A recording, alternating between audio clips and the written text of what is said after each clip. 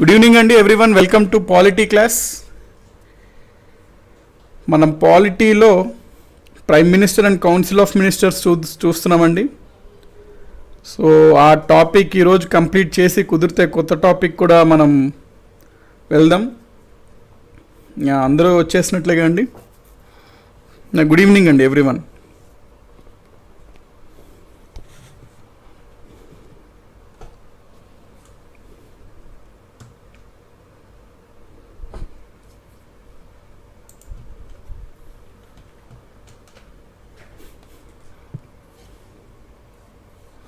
Yes so 10 minutes మనకి 5:10కి start అయింది కాబట్టి 6:40 వరకు తీసుకుందాం క్లాస్.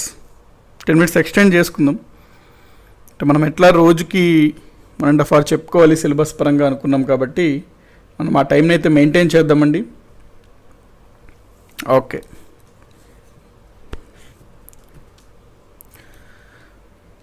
లాస్ట్ క్లాస్లో మనం చూసినట్లయితే క్యాబినెట్ మినిస్టర్స్ ఉంటారు, మినిస్టర్స్ ఆఫ్ స్టేట్ ఉంటారు, డిప్యూటీ మినిస్టర్స్ ఉంటారు. మినిస్టర్స్ ఆఫ్ స్టేట్లో కూడా 2 రకాలు ఉంటారు, ఇండిపెండెంట్ ఇన్ఛార్జ్ వాళ్ళు ఉంటారు. అట్లా చూసుకున్నాము. నెక్స్ట్ మనం కంటిన్యూ చేద్దాం. ఇక్కడ చూడండి, ఇప్పుడు మీకు డౌట్ వస్తుంది, సార్ మరి 3 రకాలు ఉంటారు అన్నారు మినిస్టర్స్. క్యాబినెట్ ఉంటారు, మినిస్టర్స్ ఆఫ్ స్టేట్ ఉంటారు, డిప్యూటీ ఉంటారు. 3 రకాలు మినిస్టర్స్ ఉంటారు అనుకున్నాం. క్యాబినెట్ మరియు మినిస్టర్స్ ఆఫ్ స్టేట్ మరియు డిప్యూటీ మినిస్టర్స్ ఉంటారు అనుకున్నాము. మరి ఈ 3 రకాలు ఉన్నప్పుడు ఈ ముగ్గురులో ఎవరు ప్రధానం, లేకపోతే ఎవరి హోదా ఎక్కువ అనే ప్రశ్న తలెత్తుతుంది. అప్పుడు మనకి రాజ్యాంగం పరంగా చెప్పాలంటే రాజ్యాంగం ఏమి మనకి 3 రకాల మంత్రులు ఉంటారు, వారిలో క్యాబినెట్ ముఖ్యమైన వాళ్ళు అట్లాగే ఎక్కడ ప్రస్తావించలేదు. రాజ్యాంగం కేవలం ఒక కేంద్ర మంత్రి మండలి ఉండాలి అని చెప్పింది అంతే. ఆ మంత్రులలో వర్గీకరణ గురించి రాజ్యాంగం ఏం పేర్కొనలే. అందుచేత మనకి ఎగ్జామ్స్లో రాజ్యాంగం పరంగా క్రింద ఏ మంత్రులకి హోదా ఎక్కువగా ఉంటుంది అని అడుగుతాడు, రాజ్యాంగం ప్రకారం అని అడుగుతాడు ఎగ్జామ్స్లో. మనం జనరల్గా మనకు తెలిసింది ఏంటి అంటే క్యాబినెట్ అనేవాళ్ళు కొంచెం హోదా ఎక్కువగా ఉంటారు. ఎందుకంటే మొత్తం కేంద్ర మండలిలో వీరు అందరూ ప్రముఖులు, వీళ్ళు ఇంకా ప్రముఖులు అనమాట. అందుచేతన మనం క్యాబినెట్ అని ఫస్ట్ ఆప్షన్ ఇవ్వగానే ఆన్సర్ పెట్టే ఛాన్స్ ఉంటుంది.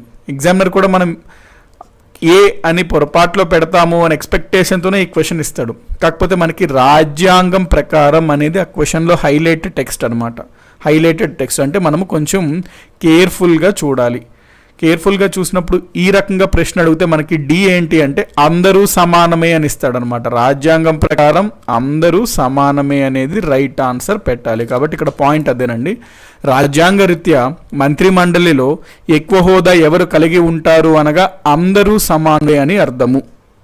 సో ఈ రకమైన ప్రశ్న వస్తే మనం ఆన్సర్ ఆల్ ఈక్వల్, అందరూ సమానమే అని ఆన్సర్ చేయాలి. నెక్స్ట్ పాయింట్ చూద్దాం. ఓకే, మనకి యాక్చువల్గా ఏమనుకున్నాము, 3 రకాల మంత్రులు ఉంటారు అనుకున్నాం. ఇది ఒక టైప్ ఆఫ్ వర్గీకరణ. మనకి ఇంకొక రకమైన వర్గీకరణ కూడా ఉంటుందండి, అంటే ఇది ఇన్ఫార్మల్ అనమాట. ఇంకొక రకమైన వర్గీకరణ కూడా ఉంటుంది. వాటిని మనము ఏమంటామంటే ఇన్నర్ 3 రకాలు ఉంటాయి. అంటే క్యాబినెట్లో కూడా మళ్ళీ 3 రకాల వర్గీకరణలు ఉంటాయి. అవి మనం చూసుకున్నట్లయితే ఏంటి అంటే ఒకటి ఇన్నర్ క్యాబినెట్. వీటి గురించి మనకి బేసిక్ ఐడియా ఉండాలన్నమాట. ఇన్నర్ క్యాబినెట్ అంటే ఏమిటి, నెక్స్ట్ కిచెన్ క్యాబినెట్ అంటే ఏమిటి, kitchen cabinet. Next shadow cabinet అంటే ఏమిటి అనేది ఐడియా ఉండాలి. ఈ 3 గురించి చూద్దాం ఇప్పుడు. క్యాబినెట్లో మళ్ళీ 2 రకాలు అన్నమాట. సో మనము ఫస్ట్ ఇన్నర్ క్యాబినెట్ గురించి చూద్దాము. Let us look into inner cabinet. Inner cabinet అంటే ఇది ఒక టైప్ ఆఫ్ క్యాబినెటే. కాకపోతే మనకి ఫర్ ఎగ్జాంపుల్ ఏ ప్రభుత్వం చూసుకున్నా కేంద్రంలో కానీ రాష్ట్రాల్లో కానీ ముఖ్యమైన వాళ్ళని మనము క్యాబినెట్ మంత్రులు అంటాం. ఈ ముఖ్యమైన వాళ్ళల్లో కూడా కొంతమంది ఇంకా ముఖ్యమైన వాళ్ళు ఉంటారు. బాగా ప్రధానంగా ఒక 3, 4 లేదా మహా అయితే ఒక 5 ఉంటారండి. మీరు ఏ ప్రభుత్వం చూసినా, ఎక్కడ చూసినా కేంద్ర ప్రభుత్వంలో చూసుకున్నట్లయితే ప్రధానమంత్రికి బాగా దగ్గరగా ఉన్నటువంటి ఐదుగురు మంత్రులు ఉంటారు. క్యాబినెట్లో మళ్ళీ క్యాబినెట్ అనక మనకు దాదాపుగా 10 నుంచి 15 మంది మంత్రులు ఉంటారు. వీళ్ళే ముఖ్యమైన వాళ్ళంటే వాళ్ళల్లో కూడా ఇంకా మనకి ముగ్గురు నలుగురు ఐదుగురు బాగా సన్నిహితంగా ఉంటారు ప్రధానమంత్రితో. చాలా వరకు నిర్ణయాలు ప్రధానమంత్రితో ఈ 5గురు చర్చించి తీసుకుంటారనమాట. అంటే వీళ్ళు క్యాబినెట్ వాళ్ళు అనమాట. అంటే ఇది ఒక క్యాబినెట్ అనుకుంటే క్యాబినెట్లో మళ్ళీ ఒక ఇన్నర్ క్యాబినెట్ వంటిది ఇది. సో బాగా ప్రధానం అనమాట. అంటే ఫర్ ఎగ్జాంపుల్ మనకి పిఎం మోడీ చూసుకున్నట్లయితే కొన్ని పేర్లు మనకు గుర్తొస్తుంటాయి. అమిత్ షా గుర్తొస్తారు, రాజ్నాథ్ సింగ్ గుర్తొస్తారు, అట్లాంటి కొన్ని పేర్లు మనకు గుర్తొస్తుంటాయి. సో వాళ్ళు ఇన్నర్ క్యాబినెట్గా చెప్పుకోవచ్చు. కాబట్టి మనం ఇన్నర్ క్యాబినెట్ గురించి టెక్స్ట్ చూద్దామండి. పై 3 రకాలైన మంత్రులతో పాటు, పై 3 రకాలంటే మనకి ఏంటి, క్యాబినెట్ మంత్రులు, minister of state, deputy minister. So పై 3 రకాలైన మంత్రులతో పాటు సాంప్రదాయంగా ఆనవాయితీగా పిలువబడే మరో 3 రకాల మంత్రులు కూడా ఉన్నారు. అందులో మొదటిది అంతరంగిక క్యాబినెట్, ఇన్నర్ క్యాబినెట్ అనమాట. అంతరంగిక క్యాబినెట్. క్యాబినెట్ మంత్రుల్లో అతి ముఖ్యమైన వారు మరియు ప్రధానమంత్రితో సన్నిహితంగా మెలిగేవారు చాలా తక్కువ క్యాబినెట్ మంత్రులు ఉంటారు. వీరు ప్రధానితో తరచుగా కలుస్తూ కీలకమైన నిర్ణయాలు తీసుకుంటారు. వీరినే మనము అంతరంగిక క్యాబినెట్ అంటాము, ఇన్నర్ క్యాబినెట్ అంటాము. ఈ ఇన్నర్ క్యాబినెట్నే మైకేల్ బ్రెషర్ అనే రాజకీయ శాస్త్రజ్ఞుడు సూపర్ క్యాబినెట్గా వివరించాడు. కాబట్టి ఇన్నర్ క్యాబినెట్ అన్నా సూపర్ క్యాబినెట్ అన్నా ఒకటే. So inner cabinet also known as super cabinet. So inner క్యాబినెట్కి సంబంధించి ప్రశ్న ఎట్లా రావచ్చు అంటే, ఇన్నర్ క్యాబినెట్ని సూపర్ క్యాబినెట్గా అభివర్ణించింది ఎవరు అంటాడు. అప్పుడు దానికి ఆన్సర్ మైకేల్ బ్రెషర్ అనమాట. సో మైకేల్ బ్రెషర్ అనే రచయిత ఈ ఇన్నర్ క్యాబినెట్ని సూపర్ క్యాబినెట్గా అభివర్ణించాడు.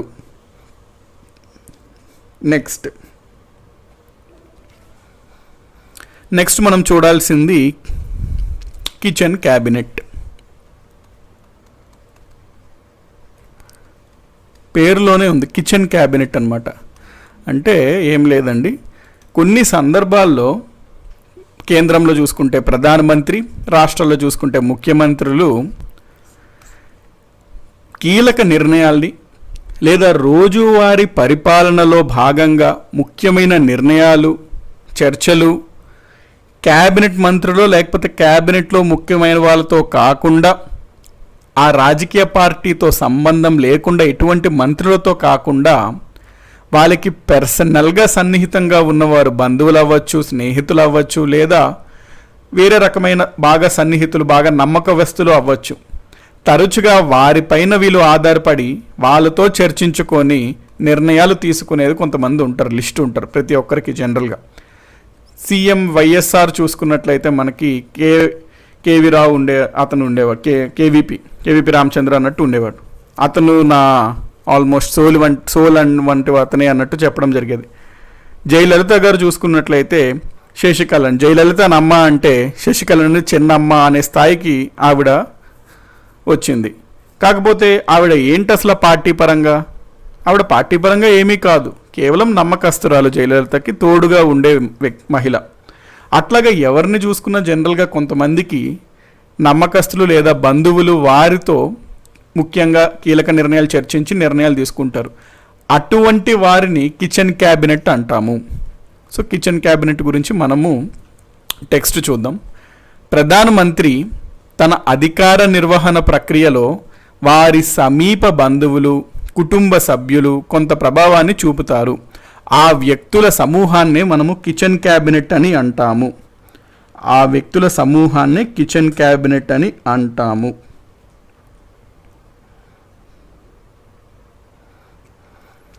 మూడో రకమైన క్యాబినెట్ ఏంటి అంటే మనకి షాడో క్యాబినెట్. మూడో రకమైన క్యాబినెట్ మనకి shadow cabinet.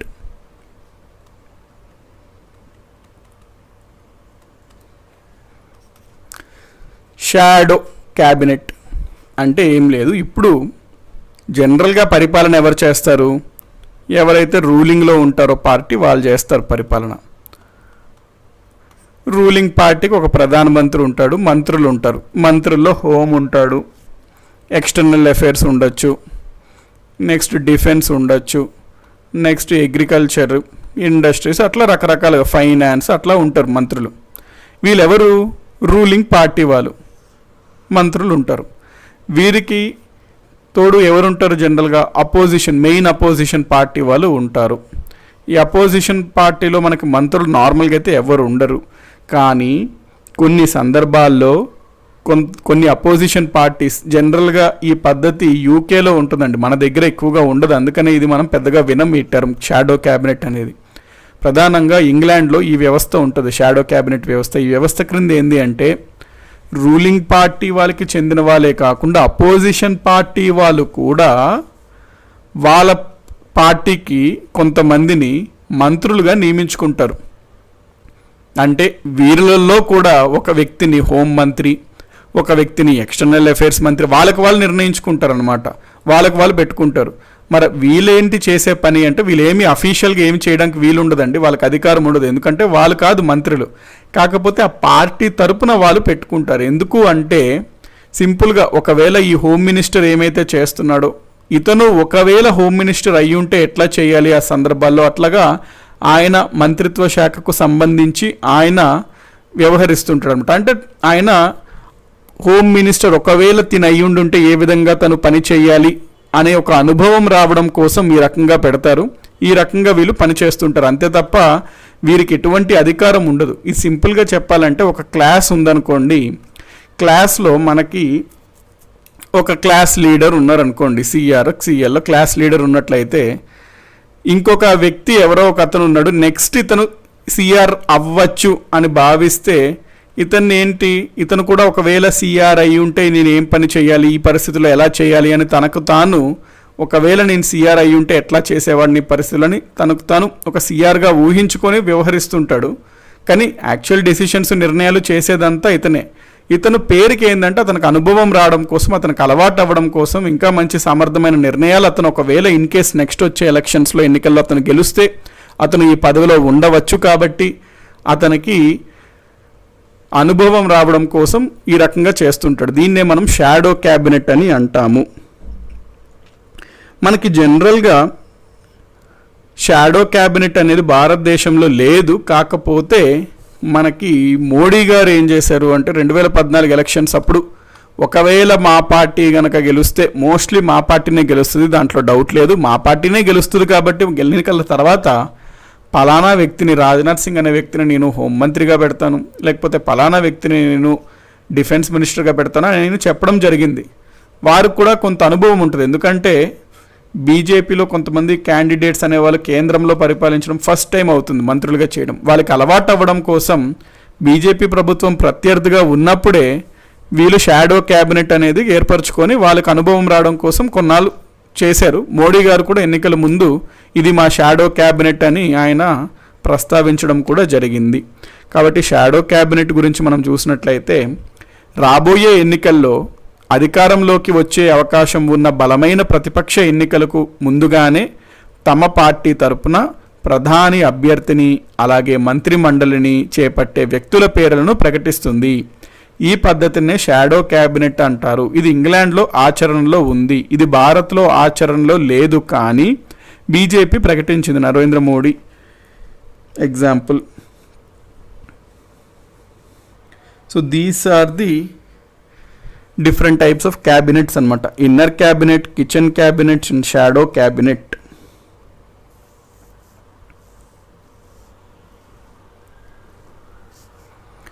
So this is regarding మనకి షాడో క్యాబినెట్ అండి. ఇది ఒక రకమైన వర్గీకరణ. సో నెక్స్ట్ మనం చూసుకున్నట్లయితే ఎక్స్పెరిమెంట్స్ ఇన్ ఇండియా. అంటే మనకి సెంట్రల్లో చూసుకుంటే మనకి మోడీ గారు ఒకసారి చేశారు అన్నాము. ఇండియాలో కొన్ని రాష్ట్ర ప్రభుత్వాలు ఈ షాడో క్యాబినెట్స్తో కొన్ని ఎక్స్పెరిమెంట్స్ చేసే వాటి గురించి చూద్దాం. సో షాడో క్యాబినెట్ గురించి ఎక్స్పెరిమెంట్స్ చూద్దాం, రాష్ట్ర ప్రభుత్వాలు చేసినవి. సో ఇక్కడ ఏమంటున్నాడు మనకి, there have been multiple experiments with running shadow cabinets in India. ఇండియాలో షాడో క్యాబినెట్స్కి మల్టిపుల్ ఎక్స్పెరిమెంట్స్ అయితే జరిగినాయి, కాకపోతే రాష్ట్ర లెవెల్లోనే, స్టేట్ లెవెల్లోనే జరిగాయి. ఫర్ ఎగ్జాంపుల్ 2005 చూసుకున్నట్లయితే మనకి మహారాష్ట్రలో అపోజిషన్ పార్టీలో ఉన్నారు ఎవరు, బీజేపీ అండ్ శివసేన వాళ్ళు. బీజేపీ మరియు శివసేన వాళ్ళు అపోజిషన్లో ఉన్నారు అప్పుడు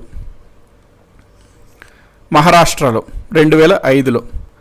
అప్పుడు అక్కడ సీఎంగా విలాసరావు దేశ్ముఖ్ అనే అతను ఉన్నాడనమాట. సో విలాసరావు దేశ్ముఖ్ అతను కాంగ్రెస్ బేసికల్ ఎన్సీపీ పార్టీ, మన Sharad Pawar NCP party, Congress Nationalist party. అయితే అతను కౌంటర్గా వీళ్ళు ఒక షాడో క్యాబినెట్ని ఏర్పరచుకున్నారనమాట.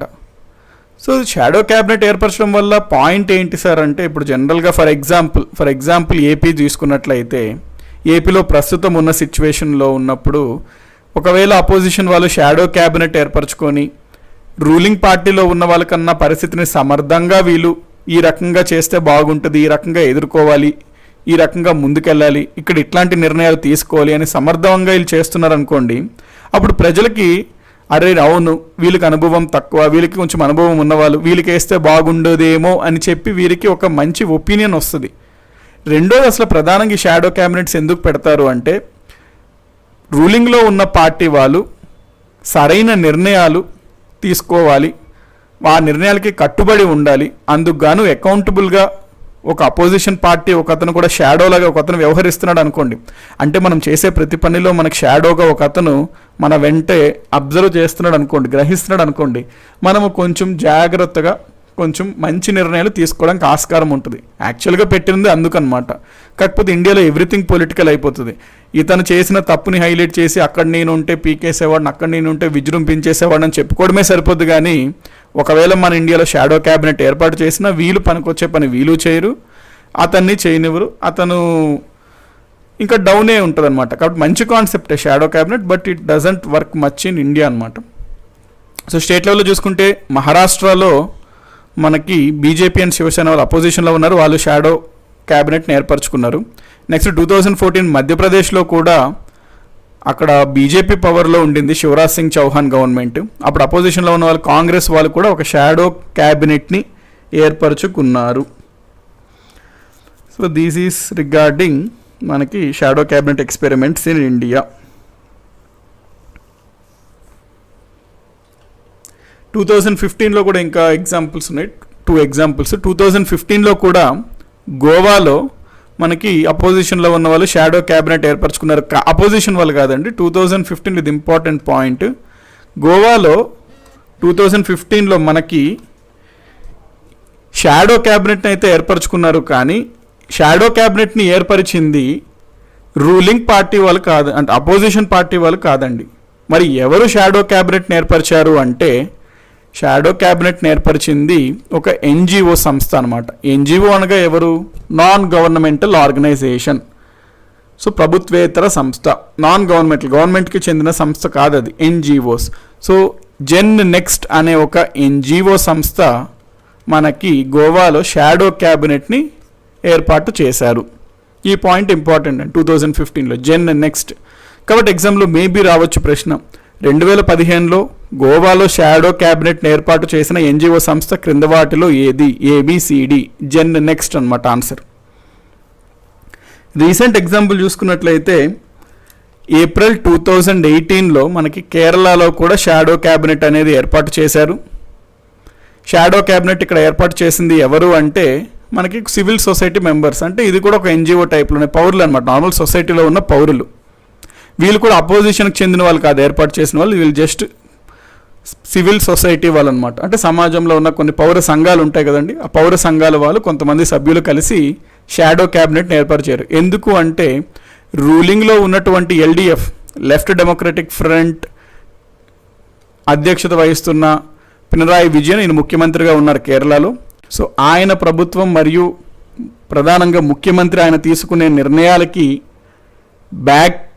అంటే వాళ్ళ యొక్క నిర్ణయాలకి ఒక బ్యాకింగ్ లాగా మనం కూడా ఒక షాడో గవర్నమెంట్ అనేది ఏర్పడితే ఆయన ఇంకా సమర్థవంతమైన నిర్ణయాలు తీసుకోవడానికి ఆస్కారం ఉంటుంది అని చెప్పి 2018 ఏప్రిల్లో కేరళలో ఏర్పాటు చేశారండి. కాబట్టి ఆ మెంబర్స్ జనరల్గా సోషల్ యాక్టివిస్ట్స్ ముఖ్యంగా ఉన్నారు, అపోజిషన్ వాళ్ళు కాదు. ముఖ్యంగా చేసిన వాళ్ళు ఎవరంటే సివిల్ సొసైటీ మెంబర్స్. సో ఇవన్నీ మనకి మన ఇండియాలో రాష్ట్ర లెవెల్లో, స్టేట్ లెవెల్లో ఏర్పాటు చేసుకున్న షాడో క్యాబినెట్స్ అండి. ఎన్జిఓ ఎక్స్పెన్షన్ మనం చూస్తామండి. ఎన్జిఓ అనేది పాలిటీలో మనకు ఆల్రెడీ ఒక టాపిక్ వస్తుంది, నాన్ గవర్నమెంటల్ ఆఫీస్ అనేది మనకు వస్తుంది టాపిక్, అప్పుడు చూస్తాం మనం. ఇప్పుడు మన ప్రధానమైన టాపిక్ ఏంటంటే PM and council of ministers అండి. సో మనం ఇప్పుడు ఎన్జిఓ చూడడం కరెక్ట్ కాదు. కాకపోతే ఇప్పటికీ ఒకటి గుర్తుపెట్టుకోండి, ఎన్జిఓలు అంటే ఎవరు? ప్రభుత్వం కాని సంస్థ. ప్రభుత్వం కాని సంస్థ అంటే ప్రైవేట్కి వస్తారంటే ప్రైవేట్ అనే చెప్పచ్చు. కాకపోతే వీళ్ళు ప్రధానంగా సమాజంకు ఉపయోగపడే పనులు చేస్తుంటారు. ప్రభుత్వం జనరల్గా ఆ పనులు చేయాలి, కాబట్టి వీళ్ళు ప్రైవేట్ అయినా సరే సమాజంకు ఉపయోగపడే పనులు చేస్తారు. నెంబర్ 1. నెంబర్ 2, ప్రభుత్వం ఎక్కడన్నా చేయాల్సిన పనులు చేయకపోయినా లేకపోతే చేయకూడని పనులు చేస్తున్నా వీళ్ళు నిలదీయడానికి ఉంటారనమాట ప్రధానంగా. అందుకనే వాళ్ళని ఎన్జిఓస్ అని అంటాము. అది మనం కంప్లీట్గా ఒక టాపిక్ చూస్తామండి. సో దీంతో మనకి ఆ 3 types of concepts, shadow cabinet, inner cabinet, kitchen cabinet అనేది కంప్లీట్ అయిందండి. నెక్స్ట్ మనం పిఎం అండ్ కౌన్సిల్ ఆఫ్ మినిస్టర్స్లో ఇది మనం ఆల్రెడీ చూసాం.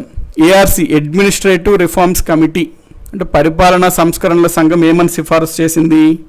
10% మించి మంత్రి మండలి స్ట్రెంగ్త్ ఉండకూడదు. లోక్సభ మొత్తం స్ట్రెంగ్త్లో 10%ని దాటి ఉండకూడదు అని మనకి చెప్పడం జరిగిందనమాట ఏఆర్సి అయితే. కాకపోతే మనం ప్రభుత్వం ఏం చేసింది అంటే 10% అంటే మరీ తక్కువ, కాబట్టి 15% లిమిట్ పెడదాము అని ప్రభుత్వం 91వ రాజ్యాంగ సవరణ చట్టం 2003 ద్వారా మంత్రి మండలి అనేది లోక్సభ యొక్క సభ్యుల సంఖ్యలో 15%ని మించరాదు అనే పాయింట్ మనం ఆల్రెడీ చూసాం. సో ఎగ్జామ్స్లో అడుగుతాడు ఏమని? ప్రస్తుతం మంత్రుల సంఖ్య అంటే మంత్రి మండలి సంఖ్య లోక్సభ సభ్యుల సంఖ్యలో ఎంత శాతంని మించరాదు అంటాడు. 10, 15, 20, 25. ప్రస్తుతం అనగా 15%. లేకపోతే ఏ రాజ్యాంగ సవరణ ద్వారా మంత్రిమండలి సభ్యుల సంఖ్యను 15%కి మించరాదు అని నిర్ణయం తీసుకోబడింది 91వ రాజ్యాంగ సవరణ చట్టం 2003 ద్వారా. లేదా ప్రశ్న, అడ్మినిస్ట్రేటివ్ రిఫార్మ్స్ కమిషన్, పరిపాలనా సంస్కరణల సంఘం ఎంత శాతంని మించరాదు మంత్రిమండలి సభ్యుల సంఖ్య అని తెలిపింది? 10% అనమాట ఆన్సర్. ఏ రకంగా 3 రకాలకి ఇవ్వచ్చు ఈ స్లైడ్లో క్వశ్చన్స్. సో మనం ప్రశ్న అడిగిన వాటి బట్టి ఆన్సర్ చేస్తాము. నెక్స్ట్ మనం ఇక్కడ చూడండి, క్యాబినెట్ సమావేశాలు అని ఉంటాయి, అంటే క్యాబినెట్ మీటింగ్స్ అని ఉంటాయి. క్యాబినెట్ సమావేశాలు, క్యాబినెట్ మీటింగ్స్ మనం వింటూ ఉంటాం. న్యూస్లో కానీ న్యూస్ పేపర్లో కానీ చూస్తుంటాం. ఏమని? క్యాబినెట్ సమావేశం జరిగింది, కీలక నిర్ణయం తీసుకుంటారు, క్యాబినెట్ సమావేశంలో కీలక నిర్ణయాలు కొన్ని తీసుకున్నారు అంటాం. లేకపోతే ఇప్పుడు లాక్డౌన్కి సంబంధించి క్యాబినెట్ సమావేశం అవుతుంది, ముఖ్యమంత్రి కాసేపట్లో కీలక నిర్ణయాలు క్యాబినెట్ సమావేశం తర్వాత తీసుకున్న కీలక నిర్ణయాల్ని ప్రెస్ మీట్లో వివరిస్తారు అంటుంటారు. కాబట్టి ఈ క్యాబినెట్ మీటింగ్స్ అనేది చాలా ఇంపార్టెంట్. ఎందుకు అంటే ప్రభుత్వం తీసుకున్న ముఖ్యమైన నిర్ణయాలు, మేజర్ డెసిషన్స్ అన్నీ క్యాబినెట్ మీటింగ్స్లోనే వాళ్ళ నిర్ణయాలు తీసుకోవడం జరుగుతుంది. మరి ఈ క్యాబినెట్ సమావేశాలను ఎవరు ఏర్పాటు చేస్తారు అంటే ఆబ్వియస్లీ క్యాబినెట్కి హెడ్ ఎవరండి? ప్రధానమంత్రి. PM is the head of the cabinet. కాబట్టి ప్రధానమంత్రి ఈ క్యాబినెట్ సమావేశాలని ఏర్పాటు చేస్తాడు. ఈ సమావేశం ఎక్కడ జరగాలి, క్యాబినెట్ సమావేశం ఎప్పుడు జరగాలి, ఎందుకు అసలు ఈ క్యాబినెట్ సమావేశం నిర్వహిస్తున్నాం, అవన్నీ ప్రధాని యొక్క అధికారమే అనమాట. అంటే ప్రధాని నిర్ణయిస్తారు. ఇప్పుడు లాక్డౌన్ ఉంది, లాక్డౌన్లో కొత్త లాక్డౌన్ వస్తుంది, కొత్త లాక్డౌన్లో రాష్ట్రం తరపున మనం ఎటువంటి సడలింపులు ఇవ్వాలి, లేకపోతే ఎటువంటి చర్యలు తీసుకోవాలి, ఇట్లాంటి అనేక విషయాలు చర్చించడం కోసం ముఖ్యమంత్రి ఒకవేళ రాష్ట్ర లెవెల్లో మాట్లాడుకున్నట్లయితే భావిస్తే అతను ఒక క్యాబినెట్ సమావేశం నిర్ణయం తీసుకొని అందరికీ ఆ ఇన్ఫర్మేషన్ ఇవ్వడంతో అందరూ క్యాబినెట్ మంత్రులు సమావేశం అవుతారు, అందరూ చర్చించుకుంటారు. చర్చ అనంతరం వాళ్ళు కొన్ని కీలక నిర్ణయాలు తీసుకుంటారు అనమాట. కాబట్టి కంప్లీట్లీ క్వశ్చన్ ఏమడుతాడు ఎగ్జామ్స్లో, క్యాబినెట్ సమావేశాలు ఎప్పుడు, ఎక్కడ, ఎందుకు జరగాలి అని ఎవరు నిర్ణయిస్తారు? కేంద్ర లెవెల్లో. కేంద్రం లెవెల్లో అంటే ప్రధానమంత్రి, రాష్ట్రం లెవెల్లో అంటే ముఖ్యమంత్రి. క్యాబినెట్కి అధ్యక్షుడు ఎవరు అంటే ఆబ్వియస్లీ పిఎం, సెంట్రల్ లెవెల్ అయితే, స్టేట్ లెవెల్ అయితే సీఎం. ఇది నెక్స్ట్ మనకి చూడాల్సిన పాయింట్స్ ఏంటి అంటే మనకి ప్రధానమంత్రి ఉంటాడు. ప్రధానమంత్రి ఏ ఏ సంఘాలకి అధ్యక్షుడిగా వ్యవహరిస్తుంటారు అనే పాయింట్ మనము చూడాలండి. అయితే ఒక పాయింట్ నోట్ చేసుకోండి, మనకి arithmetic and reasoning GJP Telugu app ఉంటుంది, ఆ పాయింట్ ఒకటి నోట్ చేసుకోండి. నెంబర్ 1. నెంబర్ 2, మనకి నోటిఫికేషన్స్ రావట్లేదని ఈరోజు క్లాస్లో కూడా చాలామంది అడుగుతున్నారు. నోటిఫికేషన్స్కి ఒకటేనండి, లైక్ చేయండి. సో లైక్ చేస్తేనే మనకి నోటిఫికేషన్స్ వస్తాయి. అంటే మనకి ఛానల్ వారు కూడా చెప్పమండం జరిగింది, అంటే చాలామంది మిస్ అవుతున్నారు. క్లాసెస్. ఎందుకంటే ఈ రీజన్ వల్ల, అంటే వేరే ఉద్దేశం ఏం లేదండి, ఎందుకు ఊరికనే లైక్ అని అడుగుతున్నారు అంటే వేరే ఉద్దేశం ఏం లేదు, అదే రీజన్ అనమాట. ఎక్కువ మందికి నోటిఫికేషన్స్ రావట్లేదు. మేబీ ఇప్పుడు లాక్డౌన్ వల్ల ఎక్కువ మంది యూట్యూబ్ పైన కాన్సన్ట్రేషన్ ఆఫ్ ఫ్లో ఉండడం వల్ల యూట్యూబ్ ఎక్కువ మందికి పంపట్లేదు. సో అందుకనే లైక్ చేయమని రిక్వెస్ట్, వేరే రీజన్ ఏం లేదు. కాబట్టి లైక్ చేస్తున్న ఒక అటెండెన్స్లో మీరు పెట్టేసుకున్నారు, ఫైన్, బట్ ఒకసారి జస్ట్ మీకు ఇన్ఫామ్ చేయడమే అంతే. అర్థమెటిక్ అండ్ రీజనింగ్ సంబంధించి మీరు జీజేపీ తెలుగు యాప్ని చూడొచ్చండి. జనరల్ స్టడీస్ ఎట్లా మనం ఇందులో ఉంది కాబట్టి arithmetic and reasoning you can refer to this app.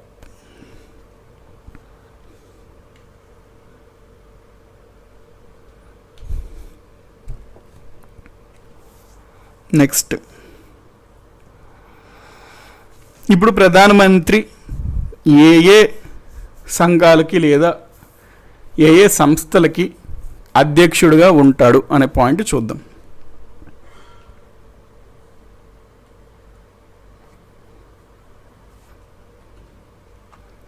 So ప్రధాని అధికారిత్య క్రింద సంస్థలకు అధ్యక్షత వహిస్తారు. ఏ ఏ సంస్థలకంటే ఫస్ట్ గుర్తు రావాల్సిన సంస్థ నీతి ఆయోగ్. నీతి ఆయోగ్ అన్నమాట.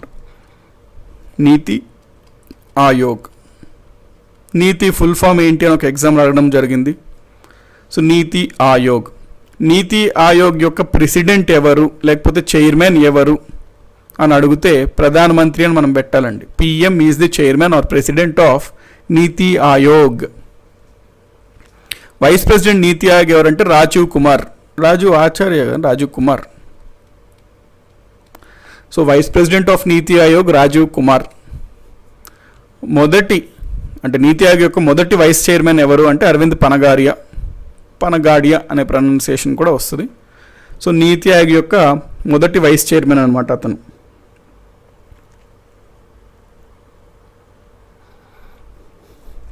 నెక్స్ట్, నీతి ఆయోగ్ యొక్క సీఈఓ ఎవరు అంటే చీఫ్ ఎగ్జిక్యూటివ్ ఆఫీసర్ ఎవరు అంటే అమితాబ్ కాంత్. సో బేసికలీ ఇక్కడ పాయింట్ ఏంటి అంటే నీతి ఆయోగ్కి ప్రధానమంత్రి చైర్మన్గా వ్యవహరిస్తారు, అధ్యక్షుడిగా వ్యవహరిస్తారు.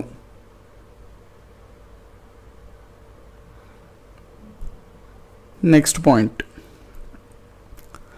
National development council NDC. National development కౌన్సిల్లో కూడా కేంద్రం మరియు రాష్ట్రాలు భాగస్వాములుగా ఉంటారు.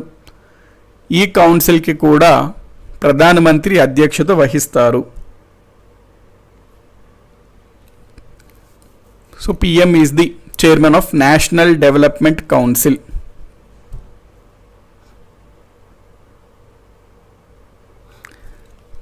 Someone institute, national institution for transforming India. అవునండి, మనకు అప్పుడు ఎగ్జామ్స్లో కన్ఫ్యూజ్ ఇవ్వడానికి ఎట్లా అడిగాడు అంటే national institute for transforming India, national institution to transform India, అట్లాగా చిన్న చిన్న వేరియేషన్స్ చేసి అడిగాడు అనమాట. అందుకని క్లియర్ కట్గా ఫుల్ ఫామ్ అనేది తెలుసుకుంటే బెటర్. నెక్స్ట్, అంతర్రాష్ట్ర మండలి ఇంటర్ స్టేట్ కౌన్సిల్. అంతర్రాష్ట్ర మండలి inter state council. Inter state కౌన్సిల్కి కూడా చైర్మన్గా పిఎంఏ ఉంటారు అధ్యక్షుడిగా. జాతీయ జలవనరుల మండలి నేషనల్ వాటర్ కమిషన్ కూడా chairman PM. National disaster management authority NDMA కూడా చైర్మన్ ప్రధానమంత్రినే. ఇటీవల చూసుకుంటే మనకి విశ్వభారతి విశ్వవిద్యాలయం ఎక్కడుంటుందండి? విశ్వభారతి విశ్వవిద్యాలయం ఎవరైనా కమెంట్స్లో పెట్టండి ఎక్కడుంటుంది అని. సో ఇటీవల విశ్వభారతి విశ్వవిద్యాలయం ఛాన్సలర్గా ప్రధానమంత్రి నరేంద్ర మోడీ నియమితులయ్యారనమాట. న్యూస్ పేపర్స్లో వచ్చింది. PM Modi appointed as chancellor of, మనకి జనరల్గా ఛాన్సలర్ గవర్నరు లేకపోతే రాష్ట్రపతి ఉంటారు చాలా విశ్వవిద్యాలయానికి, కానీ విశ్వభారతి విశ్వవిద్యాలయంకి పిఎం మోడీని ఛాన్సలర్గా పెట్టడం జరిగింది. PM Modi chancellor of Visva Bharati university. So ఇట్లా మనకి కొన్ని సంస్థలకి బేసికలీ ప్రధానమంత్రి అనే అతను అధ్యక్షుడిగా ఉంటాడు అనే పాయింట్ మనం చూసుకుంటున్నాము.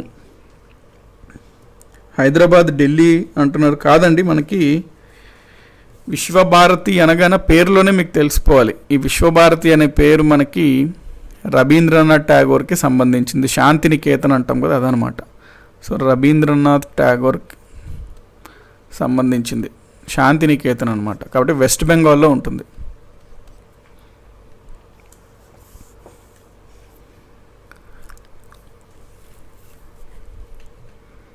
నెక్స్ట్ ప్రధాని యొక్క అభివర్ణన అంటే ఇక్కడ మన పాయింట్ ఏంటంటే ప్రధానమంత్రి అసలు ఈ ప్రైమ్ మినిస్టర్ అనే పోస్ట్ని ఎవరెవరు ఏ విధంగా అభివర్ణించారు అనే పాయింట్స్ ఇప్పుడు మనం చూడాలి.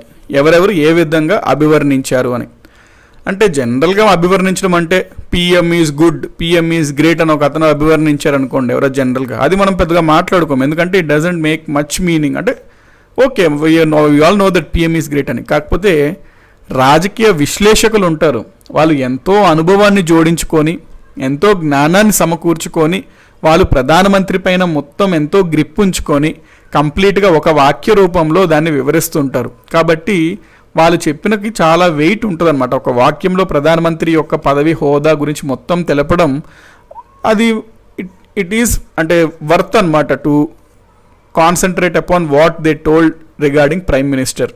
కాబట్టి ఇప్పుడు నేను మీకు ఎన్నోసార్లు న్యూస్ విని ఉంటారు, పిఎం గురించి మాట్లాడుకొని ఉంటారు, పిఎం గురించి ఎన్నో చదువు ఉంటారు, చూసుంటారు, అన్నీ చేసుంటారు. అట్లాంటప్పుడు మీకు నేను ఒక ఛాన్స్ ఇస్తున్నాను. పిఎం గురించి అందరూ ఏదో ఒక స్టేట్మెంట్ అండి, ఇప్పుడు ఫర్ ఎగ్జాంపుల్ ఈ స్టేట్మెంట్ అన్నా పర్వాలేదు, పిఎం ఈజ్ గ్రేట్, ఇది మరి రైట్. ఎందుకు పిఎం ఈజ్ గ్రేట్? ఎప్పుడన్నా మరి ఇప్పుడు ఇట్లాంటి విపత్తు సమయాల్లో అందరూ మోడీ వైపే చూస్తున్నారు, మరి ఆబ్వియస్లీ పిఎం ఈజ్ గ్రేట్ అనొచ్చు. కాబట్టి మీకు అనిపించిన వాక్యాన్ని మీరు కమెంట్స్లో పెట్టండి, నేను చూస్తాను అంటే ఎవరు ఏ విధంగా అభివర్ణిస్తున్నారు. సో దట్ ఒక పాయింట్, ఒక అండర్స్టాండింగ్ వస్తుంది. ఓకే, ఏ విధంగా మీరు చెప్తున్నారు పిఎం గురించి, అంటే మీకు రాజకీయంగా ఏ విధంగా మీరు దీన్ని ఎనలైజ్ చేసుకున్నారు, గ్రాస్ప్ చేసుకున్నారు అనే ఒక పాయింట్ అర్థమవుతుంది. కాబట్టి ఏది అనిపిస్తే అది బ్రీఫ్గా ఒకటే సెంటెన్స్ అండి, మళ్ళీ పెద్ద పారాగ్రాఫ్లు పెట్టద్దు, బ్రీఫ్గా ఒక సెంటెన్స్, చిన్న సెంటెన్స్, ఒక 6-7 పదాలతో కూడిన సెంటెన్స్తో వర్ణించండి. సో దట్ ఒక ఐడియా వస్తుంది. పవర్ఫుల్ మినిస్టర్ అంటున్నారు జగదీష్ కుమార్. అంటే జగదీష్ కుమార్ గారు ఏమంటున్నారంటే ఈయన ఒక మంత్రే, కానీ అందరూ మంత్రుల్లో ఈయన సమానం కాదు, ఈయన కొంచెం ఇంకా పవర్ఫుల్. అందరూ పవర్ఫుల్ మంత్రులే, అందరిలో ఈయన ఇంకొంచెం పవర్ఫుల్ అనమాట. సో పవర్ఫుల్ మినిస్టర్స్ అంటున్నారు. నెక్స్ట్ రవికుమార్ గారు రాజ్యానికి రాజ్యాధికారి, స్వచ్ఛ భారత్ సూపర్, సోమోజు యశోద గారు. సో పిఎం మోడీలో స్వచ్ఛ భారత్ అనే పాయింట్ యశోద గారు గ్రాస్ప్ చేశారు. Major leader, PM is daddy of the nation అంటున్నారు శ్రీను గారు. Fine, it makes some sense అనమాట, డాడీ ఆఫ్ ద నేషన్. రాజాది రాజా అంటున్నారు మహానంది గారు. దేన్నైనా ఎదుర్కొనే very talented, big son of India, దేశాన్ని నడిపించేవాడు. గోపి గారు sir PM also minister for department of space and department of energy అంటారు. ఈ పిఎం అధ్యక్షత వహించరా సార్, ఈ శాఖలకు పిఎం అధ్యక్షత వహించరా సార్ అంటే అవునండి, పిఎంఏ ఆ శాఖలకు అధ్యక్షత, ఎవరైతే మంత్రి ఉంటారో వారే అధ్యక్షుడు ఆ శాఖకి. సో పిఎంఏ కిందే ఉంటుంది కాబట్టి పిఎంఏ అనమాట. భారత Chanakya second person of the country. No అండి, రత్నబాబు గారు second person of the country అని మనం పిఎం అనము, వైస్ ప్రెసిడెంట్ని అంటాం. పాపం వైస్ ప్రెసిడెంట్ వెంకయ్యనాయుడు గోల్ పెట్టేస్తాడు మీరు అది చెప్తే.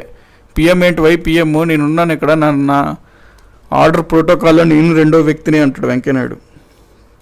So Modi is perfect for PM post. Captain of the ship, captain of the ship ఎవరో ఆల్రెడీ చెప్పినట్టు ఉన్నారండి, అంటే రాజకీయ విశ్లేషకులు ఎవరో అన్నారు పిఎం అనే అతను captain of the council of ministers అని, like chess king. Okay, so చాలా రకాలుగా రియల్ హీరో బాగా చెప్పారు. సో దీన్ని బట్టి మీకు ఏంటి అంటే మీరు కొంచెం ఆలోచించారు, మీకు ఉన్న జ్ఞానం, మీకున్న అనుభవం అంతా జోడించుకొని పిఎం పైన ఒక వాక్యం రాశారు. సో నేను ఇక్కడ మీకు చెప్పే పాయింట్ ఏంటంటే ఎప్పుడన్నా ఏదన్నా ఒక టాపిక్ చదివే ముందు మీరు ఒక 10 minutes పెట్టుకోండి, ఎక్కువ సమయం అక్కర్లే, 5 minutes లేదా 10 minutes పెట్టుకొని ఈ టాపిక్ గురించి మీరు ఇప్పుడు వరకు ఏమేం పాయింట్స్ మీకు తెలుసు అనేవి జస్ట్ అనుకోండి మనసులో, లేదా మనసులో అనుకోవడం కొంచెం కష్టంగా అంటే ఒక వైట్ పేపర్ తీసుకొని రాసుకోండి. 10 minutes ఎక్కువ వద్దు, 5 or 10 minutes. ఏం ర్యాండమ్ పాయింట్స్, ఇందాక స్వచ్ఛ భారత్ అన్నారు, గుడ్, పిఎం మోడీ అనగానే స్వచ్ఛ భారత్ అని గుర్తొచ్చింది, అట్లా మీకు అనిపించినవన్నీ రాసుకోండి. టాపిక్ చాలా కాన్సన్ట్రేషన్గా చదవండి, టాపిక్ని కంప్లీట్ చేయండి. టాపిక్ని కంప్లీట్ చేసిన తర్వాత మళ్ళీ ఒక 5 to 10 minutes తీసుకొని ఇప్పుడు మీరు జ్ఞానాన్ని సంపాదించారు కాబట్టి ఇప్పుడు మీరు అదే టాపిక్ పైన, ఫర్ ఎగ్జాంపుల్ పిఎం అనే టాపిక్ చదివిన తర్వాత పిఎం గురించి వివరించమన్నప్పుడు ఏమేం వాక్యాలు రాయగలుగుతున్నారు, మీకు ఏమేం పాయింట్స్ అనేవి స్ట్రైక్ అవుతున్నాయి అనేది ట్రై చేయండి. జ్ఞానం సంపాదించే ముందు ఈ పాయింట్స్ ఉన్నాయి, సంపాదించిన తర్వాత ఈ పాయింట్స్ ఉన్నాయి అనేది మీకు ఒక టైప్ ఆఫ్ క్లారిటీ వస్తుంది. అదొక అడ్వాంటేజ్. రెండో అడ్వాంటేజ్ ఏంటి అంటే టాపిక్ డైరెక్ట్గా స్టార్ట్ చేసేసే ముందు మనం ఒకసారి అసలు టాపిక్ గురించి అనుకున్నట్లయితే మనం టాపిక్ చదువుతున్నప్పుడు మనకి క్లియర్ కట్గా ఎందుకు చదువుతున్నాం, ఏది చదువుతున్నాం, ఎలా చదవాలి, దేనికోసం చదవాలి అంత అవగాహన ఉంటుందండి. బ్రెయిన్లో ఆ న్యూరాన్స్ ఉంటాయి, నెర్వ్స్ అన్ని ప్రాపర్గా ఆర్గనైజ్డ్ ఫామ్లో ఉంటాయి అప్పుడు చదివినప్పుడు. కాబట్టి అప్పుడు ఇన్ఫర్మేషన్ కూడా మనకి బాగా ఎక్కుతుందన్నమాట. కాబట్టి ఆ విధంగా చదవండి, ట్రై చేయండి అంటే ఏమైనా ఇంపార్టెంట్ టాపిక్స్ ఉంటే. సో ఎవరెవరు ఏ విధంగా వర్ణించారో చూద్దాం ఇప్పుడు మనం. పిఎంని డాక్టర్ బిఆర్ అంబేద్కర్ గారు, మరి ఎన్నో పిహెచ్డీలు ఉన్నాయి ఈయనకి. ఈయన అంత జ్ఞానం, ఆయన అనుభవం అవంతా జోడించుకొని ఈయన ఏ విధంగా అభివర్ణించారు ప్రధానమంత్రిని అంటే ఈయన ఏం చెప్పారు అంటే, ఒకవేళ గనక మనం భారతదేశంలో ఎవరినన్నా సరే యుఎస్ఏ ప్రెసిడెంట్తో పోల్చాలి అంటే, ఎవరినన్నా మన భారతదేశంలో యుఎస్ఏ రాష్ట్రపతి, అమెరికా రాష్ట్రపతి, యుఎస్ఏ ప్రెసిడెంట్తో పోల్చాలి అంటే అది ఇండియన్ ప్రెసిడెంట్ కాదు, కానీ ఇండియన్ పిఎం అని చెప్పడం జరిగింది అంబేద్కర్ గారు. అంటే ఇక్కడ సింపుల్గా ఆయన ఏం చెప్పారు, మన భారతదేశంలో అందరికన్నా పవర్ఫుల్ ప్రెసిడెంట్ కాదు, పిఎం మన దాంట్లో అసలైన పవర్ఫుల్ ఎవరు అంటే పిఎం అని చెప్పారు. కాబట్టి అంబేద్కర్ గారు చెప్పిన పాయింట్ ఏంటంటే, అంటే పిఎం అండి, ఇక్కడ మోడీనా అనేది మీరు తీసుకోకండి, పిఎం అనే పదవి గురించే మనం మాట్లాడాలన్నమాట. పిఎం ఈరోజు మోడీ ఉన్నారు, నిన్న ఎవరో ఉన్నారు, రేపు ఎవరో ఉంటారు, ఇంకొంతకాలంకి ఎవరో ఉంటారు, ఆ తర్వాత ఎవరు ఉంటారో మనకే తెలియదు, మనమే ఉండము. కాబట్టి మోడీ కనెక్ట్ చేసుకోకండి, పిఎం అనే పదవి కనెక్ట్ చేసుకొని మనం చెప్పాలన్నమాట. అంటే Modi is just one among many అనమాట. కాబట్టి మోడీ అని పర్టికులర్గా మనం ఫోకస్ చేయకూడదు, పిఎం అంటే పిఎం. సో ఇప్పుడు అంబేద్కర్ గారు ఎవరిలా వర్ణించారు అంటే, యుఎస్ఏ ప్రెసిడెంట్ అంత పదవిని మన భారతదేశంలో ఎవరినన్నా పోల్చాలి అంటే అది మన భారత రాష్ట్రపతిని కాదు, కానీ భారత ప్రధానమంత్రిని అని చెప్పారు. ఓకే, దాని చాలా మీనింగ్ ఉంది ఆయన చెప్పిన దాంట్లో. సో అది చూద్దాం మనం. బిఆర్ అంబేద్కర్ గారు ఏమన్నారంటే, భారత ప్రధానమంత్రిని అమెరికా అధ్యక్షునితో, ప్రధానమంత్రిని ఈ విధంగా చెప్పారనమాట. ఆయన ఏమని చెప్పారు, అమెరికా అధ్యక్షుతో పోలిస్తే ప్రధానమంత్రినే సరైన పోలిక ఉంది కానీ రాష్ట్రపతి కాదు. సో అమెరికా అధ్యక్షునితో పోలిస్తే ప్రధానమంత్రినే సరైన పోలిక ఉంది కానీ రాష్ట్రపతి కాదు అని వర్ణించారు. ఇది అంబేద్కర్ గారు ఈ విధంగా వర్ణించారు. నెక్స్ట్ లార్డ్ మార్లే, ఈ మార్లే అన్నతను ఏమని వర్ణించారంటే, ఫస్ట్ అమాంగ్ ద ఈక్వల్స్. ఇందాక జగదీష్ కుమార్ గారు ఏమన్నారు, పవర్ఫుల్ మినిస్టర్ అన్నారు. సో ఆ విధంగానే మనకి మార్లే అన్నతను ఏ విధంగా చెప్పారు అంటే, మంత్రులందరూ సమానులే, మంత్రులందరూ సమానులే. సో వాళ్ళందరూ మంత్రులు సమానులు, ఈక్వల్స్. ఈ సమానుల్లో ఇతను కొంచెం ముందుకుంటాడు అన్నమాట, ఫస్ట్ పర్సన్. సో సమానుల్లో ఇతను ప్రథమైన వాడు. అంటే ఫస్ట్ అమాంగ్ ఈక్వల్స్ అనేది ఎవరు అంటే మార్లీ. అంటే అందరూ సమానులే మంత్రులు, అందులో ఈయన ప్రథమ క్యాండిడేట్ అన్నమాట. మార్లే చెప్పారేంటి, ప్రధాని సమానులలో ప్రథముడు అని. Okay. Next Peter G Richards చెప్పింది ఏంటి అంటే, ప్రధాని సమానులలో ప్రథముడు అనుకోవడం అతని స్థానాన్ని తక్కువగా అంచనా వేసినట్లు అవుతుంది. అంటే క్లియర్ కట్గా Peter G Richards outrightly rejected the statement given by Lord Morley. Lord Morley ఏమన్నారు, he is first among the equals. అంటే అందరూ ఈక్వల్సే, కానీ ఈక్వల్స్లో ప్రథమైన వాడు. కంప్లీట్లీ దానికి ఇతను ఆపోజిట్గా చెప్పాడు. సమానుల్లో ప్రథముడు అని అన్నాం అనుకోండి ప్రధానమంత్రిని, అది అతని స్థానాన్ని తక్కువగా అంచనా వేసినట్లు అవుతుంది. ఎందుకు, నిజమే కదా, అందరూ సమానమే, సమానంలో ఈయన జస్ట్ ప్రథమం అనుకుంటే కేసు అదా కాదు. మోడీగా ఎక్కడో, మనకు మోడీ అని కాదు, ఎక్కడో పిఎం ఉంటే మిగతా మంత్రులు ఎక్కడో ఉంటారు. మొత్తం face of the nation, face of the government, face of the country మనము ప్రధానమంత్రిగా చెప్పుకుంటాం మన దేశంలో. కాబట్టి ఇతను జస్ట్ సమానుల్లో ఇతను ప్రథమ వాడు అని అనడం తప్పు. పిఎం అనేది సపరేట్ క్లాస్ అనమాట, అదంతే. ఈ మంత్రులలో మళ్ళీ మేబీ సమానులు వేరే వేరే రకాలు ఉండొచ్చు, కానీ అందరూ సమానులు, కొంచెం అతను వాళ్ళు వేరే వాళ్ళకన్నా కొంచెం ఎక్కువ అని చెప్తే అతని స్థాయిని తగ్గించినట్టే ఉందని ఇతను అన్నాడు. ఇతను అనేది మరి రైటే. మనకు చాలామంది మంత్రుల పేర్లు కూడా తెలియదు. అట్లాంటిది ప్రధానమంత్రి అంటే మనకు అదొక భారతదేశానికైనా అధినేత. ఇందాక చాలామంది అంటున్నారు పిఎం అంటే క్యాప్టెన్ ఆఫ్ ద షిప్ అని రకరకాలుగా చెప్తున్నారనమాట. సో మనకి పిఎం అనే అతను ఫస్ట్ అమాంగ్ ఈక్వల్స్ అంటే అతను తగ్గించినట్టే ఇతను చెప్పింది కూడా మరి వాస్తవమే. నెక్స్ట్ జిఎస్ దగ్దేల్ అనే అతను ఏమన్నాడో చూద్దాం మనం. ప్రధాని మంత్రులందరిలో సమానుడు అనుకోవడం సబబు కాదు, ప్రధాని తప్ప మిగిలిన మంత్రి మండలి సభ్యులందరూ సమానమే అన్నారు. ఈయన కూడా రిచర్డ్స్ గారి యొక్క లైన్స్లోనే వెళ్ళడం జరిగింది. ప్రధాన మంత్రులు అందరిలో సమానుడు అనుకోవడం సబబు కాదు ఆబ్వియస్లీ. మరి ఏంటి, ప్రధానిని వదిలేస్తే మిగతా మంత్రులు ఉంటారే వాళ్ళందరూ కొంచెం సమానమే అన్నారు. యాక్చువల్లీ మరి వీళ్ళని కూడా మనము తిరస్కరించవచ్చు. ఇతను చెప్పింది కూడా ఎక్కడ మనకి దాదాపుగా ఎంతోమంది మంత్రులు ఉంటారు, అందులో మనకు ముఖ్యంగా మీకు కొంతమంది మంత్రులు చెప్పమంటే ఒక 5-6 పేర్లు మనకి ప్రధానంగా వినబడతాయి. అమిత్ షా అని, రాజ్నాథ్ సింగ్ అని, వాళ్ళది నిర్మలా సీతారామన్, ప్రధానంగా మనకు 5-6 పేర్లే వినబడుతుంటాయి ఎక్కువగా.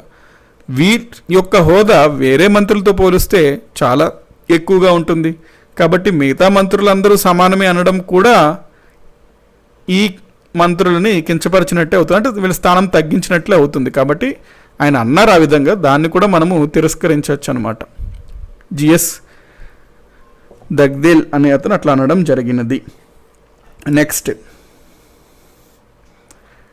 ఐవర్ జెన్నింగ్స్ గురించి చూద్దాం. ఇతనేమన్నాడు, ప్రధానంటే సూర్యుడంట, బగబగమండి సూర్యుడు, మంత్రులందరూ అతను చుట్టూ పరిభ్రమించే గ్రహాలు లాంటి వారు అన్నాడు. ఇతను కూడా ఓకే, ఇట్ మేక్స్ మీనింగ్ అనమాట వాట్ ఎవర్ ఐవర్ జెన్నింగ్స్ కూడా చెప్పారు అనేది. ఎందుకంటే మనం ఎప్పుడు చూసినా for example CM press meet పెడతారు అంటే మంత్రులందరూ అట్లాగా ఆయనే మాట్లాడతాడంతా, ఆయనే చెప్తాడు, పక్కకి జస్ట్ అట్లా ఉంటారనమాట మంత్రులు అంతే. సో ఆయన చుట్టూ తిరుగుతారు, మా ముఖ్యమంత్రి ఇది చెప్పారు, మా ముఖ్యమంత్రి అది చేయమన్నారు, మా ముఖ్యమంత్రి అడుగుజాడల్లో కలుసుకుంటాం, మా ముఖ్యమంత్రి మా ముఖ్యమంత్రి మా ముఖ్యమంత్రి, అదే సరిపోద్ది అనమాట వాళ్ళకి. అంటే మరి రైటే, అంటే యాక్చువల్లీ మరి ప్రాక్టికల్గా అట్లాగనే ఉంది వ్యవస్థ. కాబట్టి ఐవర్ జెన్నింగ్స్ అనేది సబబుగానే మనం తీసుకోవచ్చు. ప్రధాని సూర్యుడు, మంత్రులందరూ అతను చుట్టూ పరిభ్రమించే గ్రహాలు లాంటి వారు. నెక్స్ట్ రామ్ సెమ్యూర్ అతను ఏమన్నారంటే, ప్రధాని ప్రభుత్వం అనే ఓడ చక్రాన్ని తిప్పే సారంగ లాంటి వాడు. అంటే ఇందాక అన్నా కదా ఎవరో కెప్టెన్ ఆఫ్ ద షిప్ అంటే మనం అనుకున్నాము ఎవరో అన్నారు అని చెప్పి రామ్ సెమ్యూర్ అనే అతను జరిగింది. హెరాల్డ్ జే లాస్కీ అనే అతను ఏమన్నాడు, ప్రధాని అనే అక్షాంశము చుట్టూ మొత్తం ప్రభుత్వం పరిభ్రమిస్తుంది అంట. ఇది కూడా బాగానే ఉంది, ప్రధాని చుట్టూ మొత్తం ప్రభుత్వం పరిభ్రమిస్తుంది, లేదా మొత్తం మంత్రులు పరిభ్రమిస్తారు.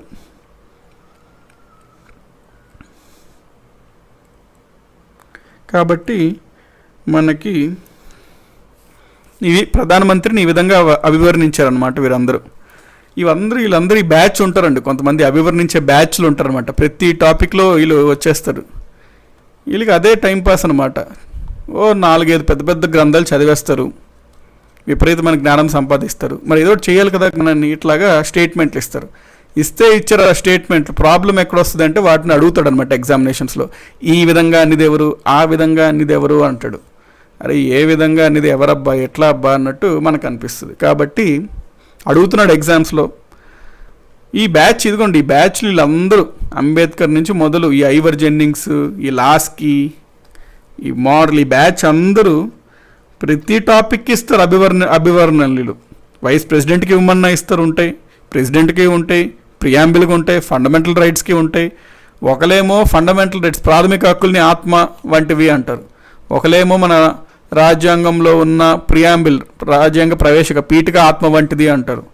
సో రకరకాలుగా ఉంటాయి. అవన్నీ మనం క్లారిటీగా ఒక పేజ్లో రాసుకొని ఉంచుకోవాలన్నమాట.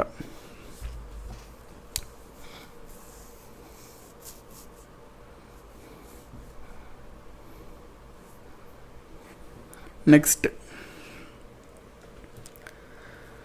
ఇప్పుడు మనము ఏ విధంగా అభివర్ణించారో చూసాం. నెక్స్ట్ టాపిక్ ప్రధానమంత్రులు వరుస క్రమంలో చూద్దాం, ఆర్డర్లో చూద్దాం. మనకి భారతదేశానికి స్వాతంత్రం వచ్చింది.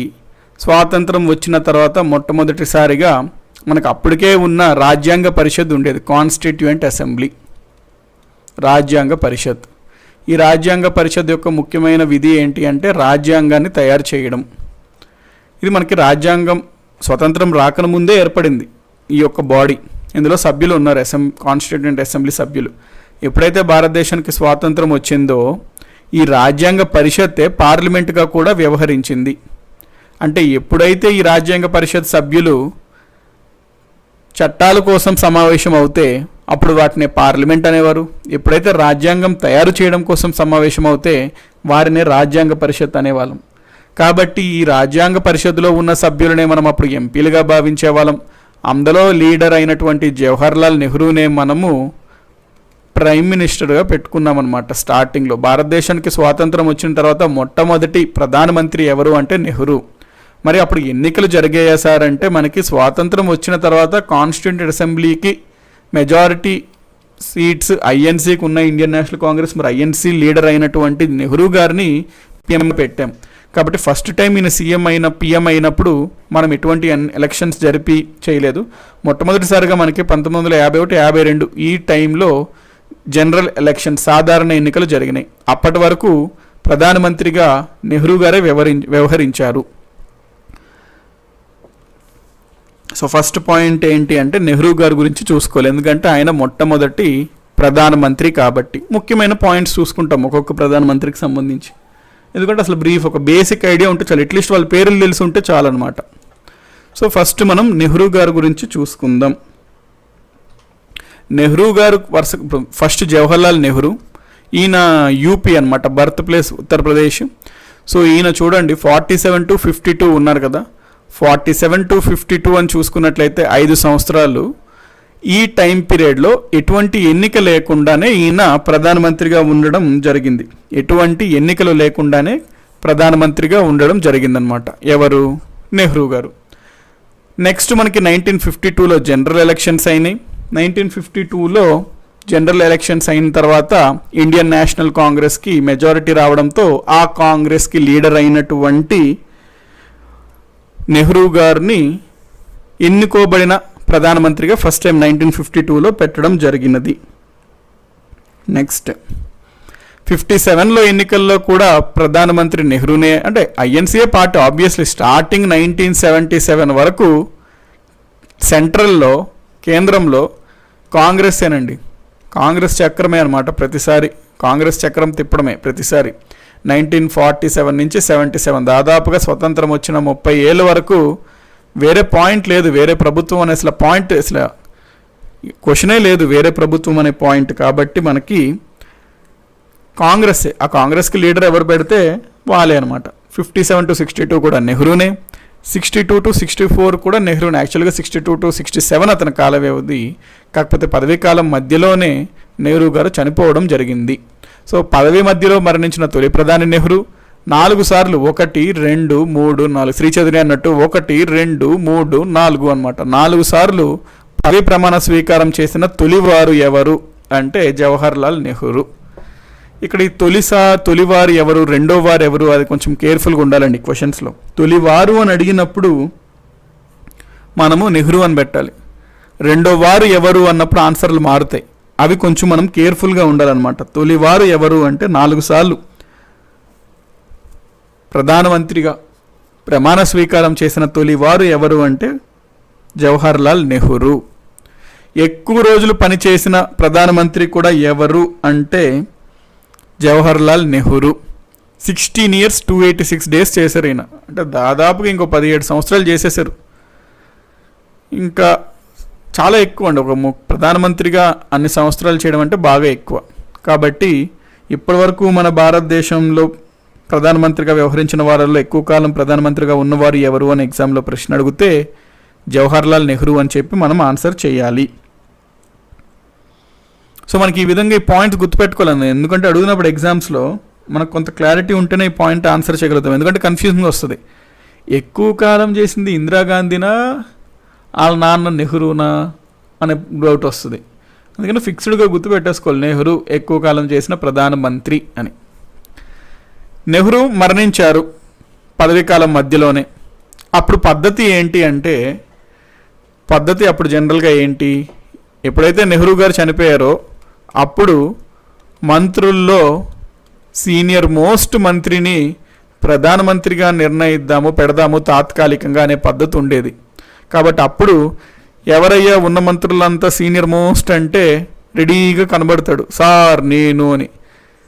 ఎవరైనా గుర్జరీలాల్ నందా అనమాట. సో ఈయనని తాత్కాలిక ప్రధానమంత్రిగా పెట్టడం జరిగింది, గుర్జరీలాల్ నందా అని. కాంగ్రెస్ అండి, ఏ పార్టీ నెహ్రూ అంటే Congress.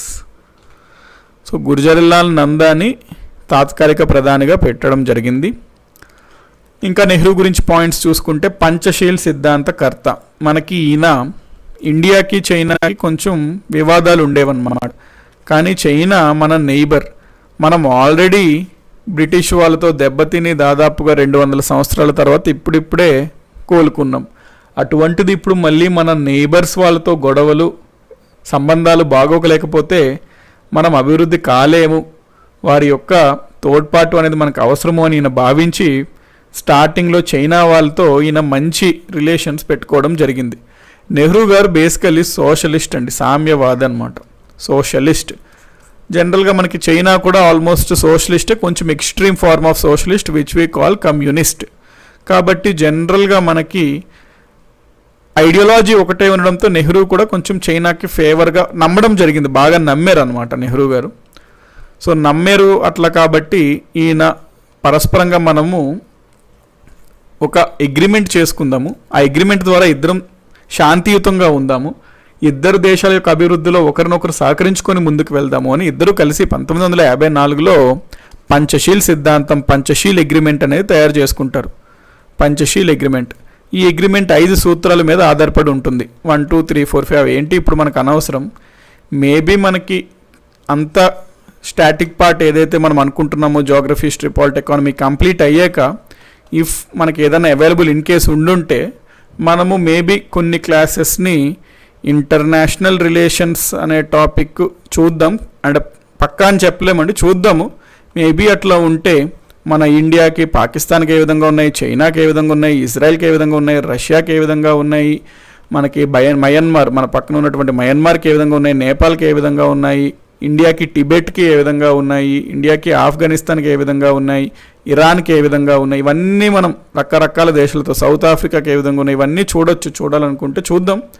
Maybe if it's possible మనము ఐఆర్ అనే టాపిక్లో మేబీ ఇటువంటివి కవర్ చేయొచ్చు. ఇండియా చైనాలో మనం ప్రధానంగా చెప్పుకోవాల్సింది పంచశీల్. నెక్స్ట్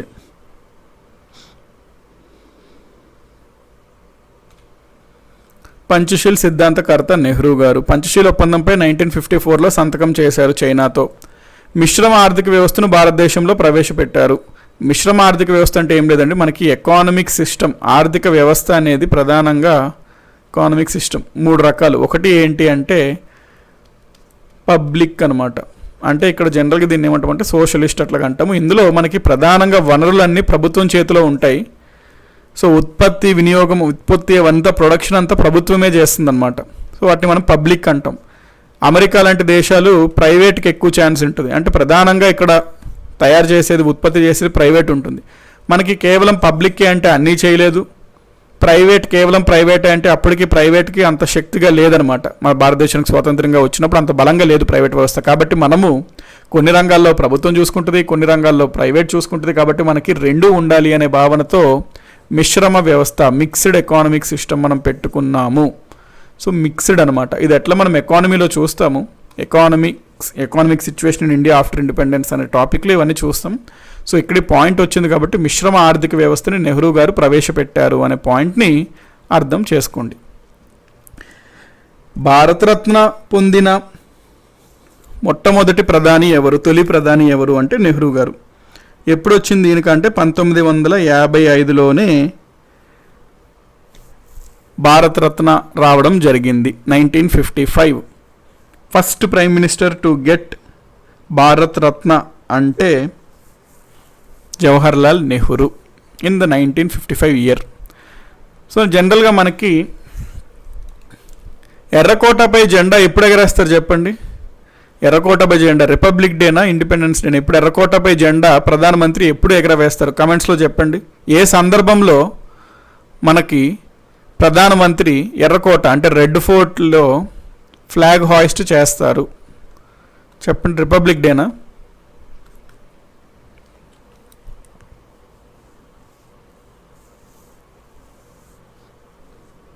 సో ఎర్రకోట పైన జెండా ఎగరవేసిన వారు అట్లా చెప్తుంటారు. ప్రధానమంత్రి ఎగరవేస్తాడు. ఏ సందర్భంలో మనకి ఎగరవేయడం జరుగుతుంటుంది? Yes, very good. January 26th Nani, Shankar, very good అండి. రిపబ్లిక్ డే అన్నవాళ్ళు వెరీ గుడ్. ఎందుకంటే రిపబ్లిక్ డే రోజు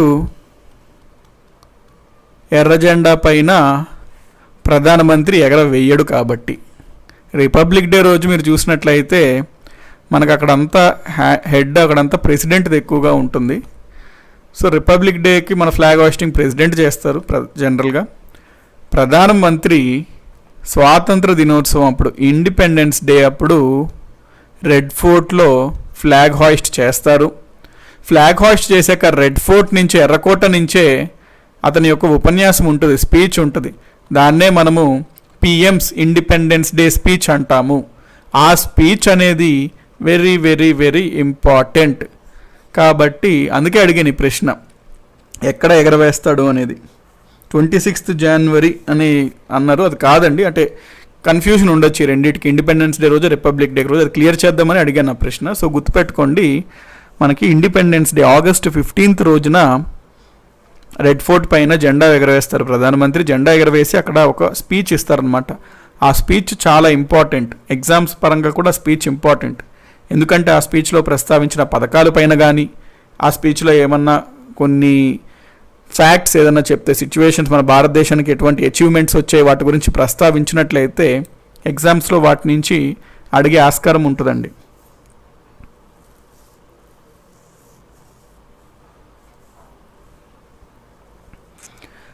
కాబట్టి స్పీచెస్ కొన్ని ఇంపార్టెంట్ అండి. బడ్జెట్ని ప్రవేశపెట్టే ముందు లోక్సభలో ప్రెసిడెంట్, రాష్ట్రపతి స్పీచ్ ఇస్తాడు.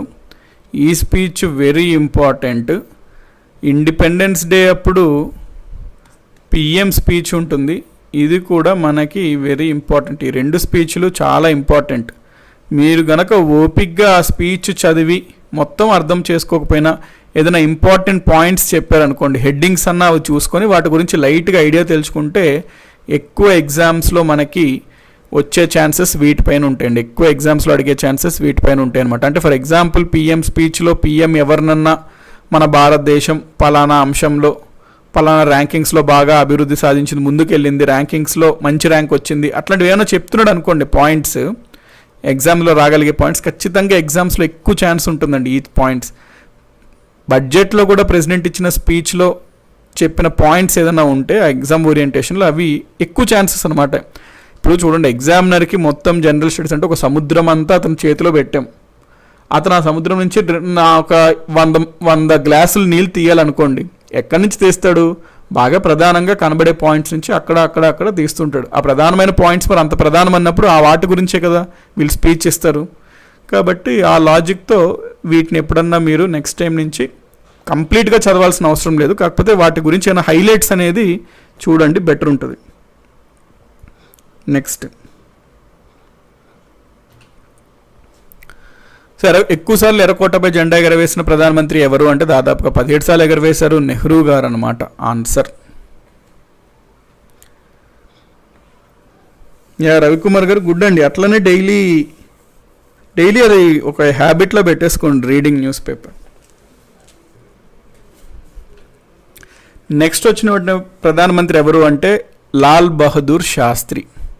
అంటే ఏమైంది, 1964లో ఎప్పుడైతే నెహ్రూ గారు చనిపోయారో తాత్కాలికంగా గుజరాల్ నందా చేశారు. ఆ తర్వాత ఐఎన్సీ కాంగ్రెస్ వాళ్ళ పార్టీలో ఉన్న వాళ్ళందరూ చర్చించుకొని వాళ్ళు లాల్ బహదూర్ శాస్త్రిని వాళ్ళ నాయకుడిగా పెట్టడంతో లాల్ బహదూర్ శాస్త్రిని ప్రధానమంత్రిగా చేయడం జరిగింది. సో ఇప్పుడు second prime minister of India ఎవరు అంటే లాల్ బహదూర్ శాస్త్రి. ఈయన కూడా పాపం 1964లో ప్రమాణ స్వీకారం చేసుకొని పదవి మధ్యలోనే ఈయన కూడా చనిపోవడం జరుగుతుంది. కాబట్టి పదవీ కాలం మధ్యలోనే మరణించిన రెండవ ప్రధాని. ఈయన విదేశీ పర్యటనలో ఉన్నప్పుడు, తష్కెంట్ నగరంలో ఉన్నప్పుడు చనిపోవడం జరుగుతుంది. రీజన్ ఏంటి అంటే కాంట్రవర్సీస్ ఉంటాయి, కానీ అఫీషియల్ రీజన్ ఏంటి అంటే heart attack. So Lal Bahadur Shastri చూసుకున్నట్లయితే శాస్త్రి ఇప్పుడు చనిపోయారు. శాస్త్రి చనిపోయిన తర్వాత మళ్ళీ సేమ్ డౌట్ వచ్చింది ప్రభుత్వానికి, మళ్ళీ శాస్త్రి లేరు, మళ్ళీ ఎవరయ్యా మంత్రుల్లో బాగా సీనియర్ మోస్ట్ అంటే నేనున్నాను బాబు అని గుజరాల్ నందా కనిపించాడు. మళ్ళీ రావయ్యర్రా, నీ పని బాగుంది అని చెప్పి తాత్కాలికంగా ఇతను పెట్టారు.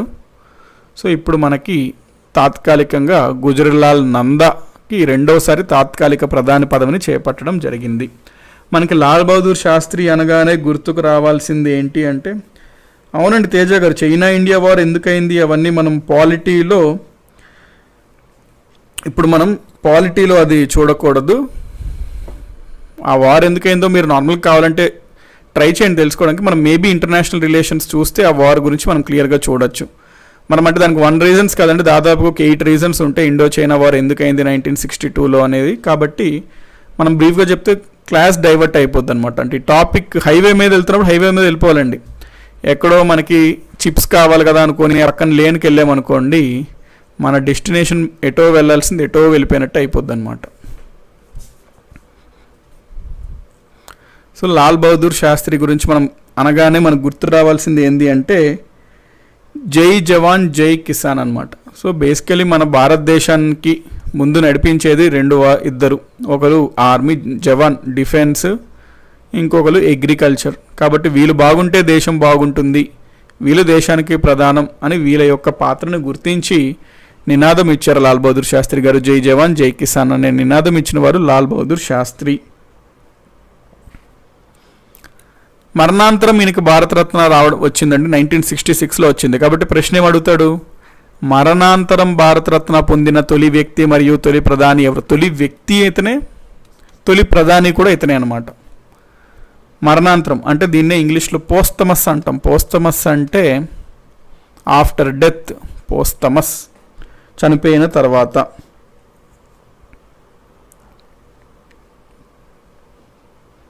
నెక్స్ట్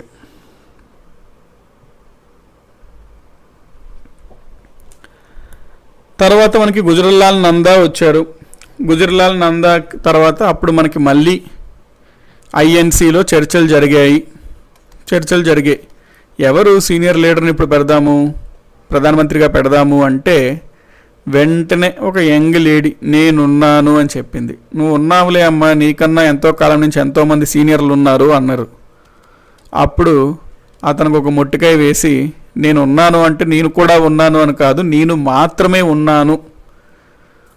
కాబట్టి మా నాన్న తర్వాత ప్రధానమంత్రి హోదాకి నేను ఒక్కదాన్నే అర్హురాల్ని అని చెప్పి ఇందిరాగాంధీ రైజ్ అయిందనమాట సిచ్యువేషన్కి. ఇందిరాగాంధీ సిచ్యువేషన్ తెర మీదకి వచ్చింది, సినిమా మీదకి. ఇప్పుడు ఇందిరాగాంధీ యుగం అనమాట. Indira is India, India is Indira అనేలాగా మారింది ఆమె ప్రధానమంత్రి అయిన తర్వాత.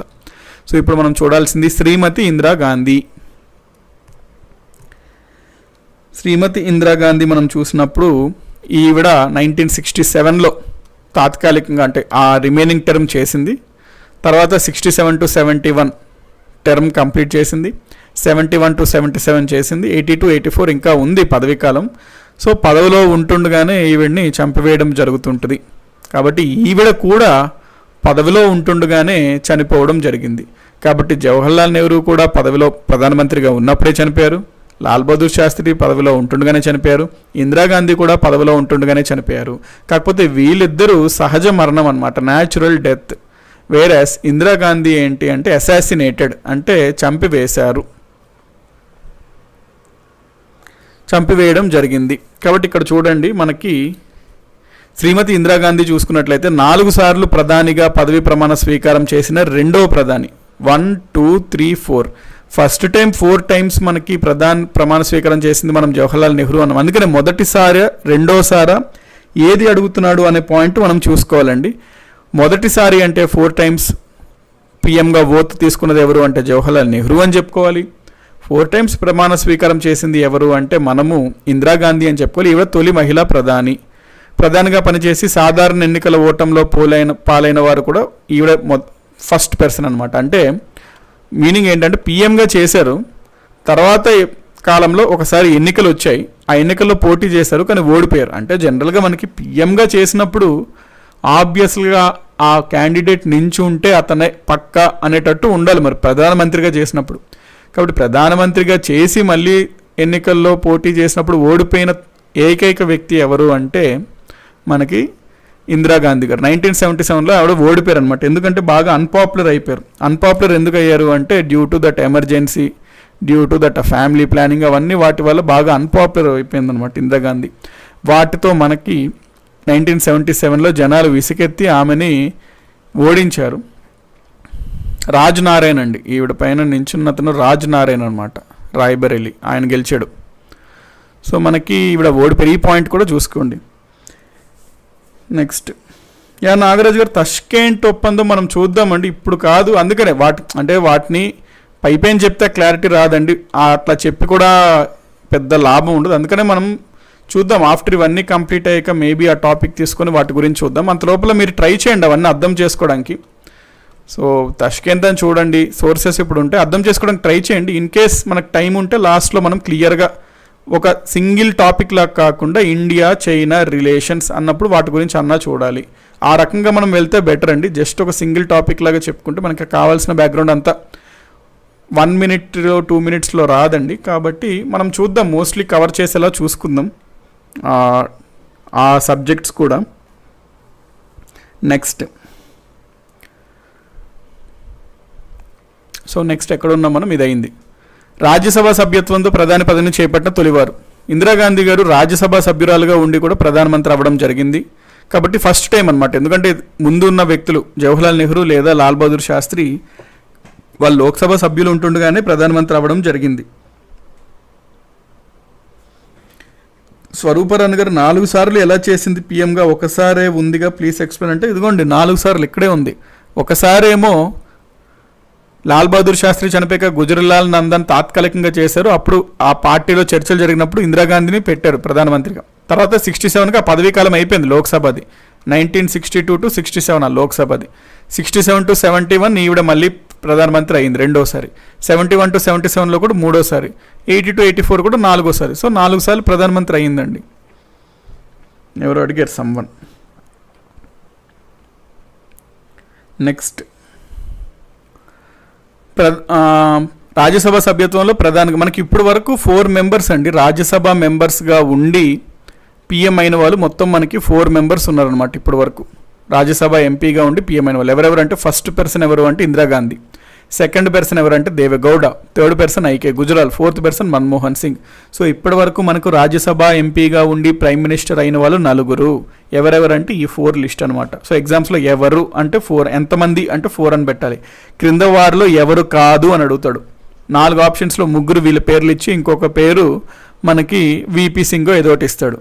సో మనం ఎవరు అని తెలిస్తే మనకి ఎవరు కాదు అన్న ఎట్లాగన్నా ఆన్సర్ చేయడానికి వీలుంటుంది. కాబట్టి ఈ పాయింట్ కూడా చూడండి. నెక్స్ట్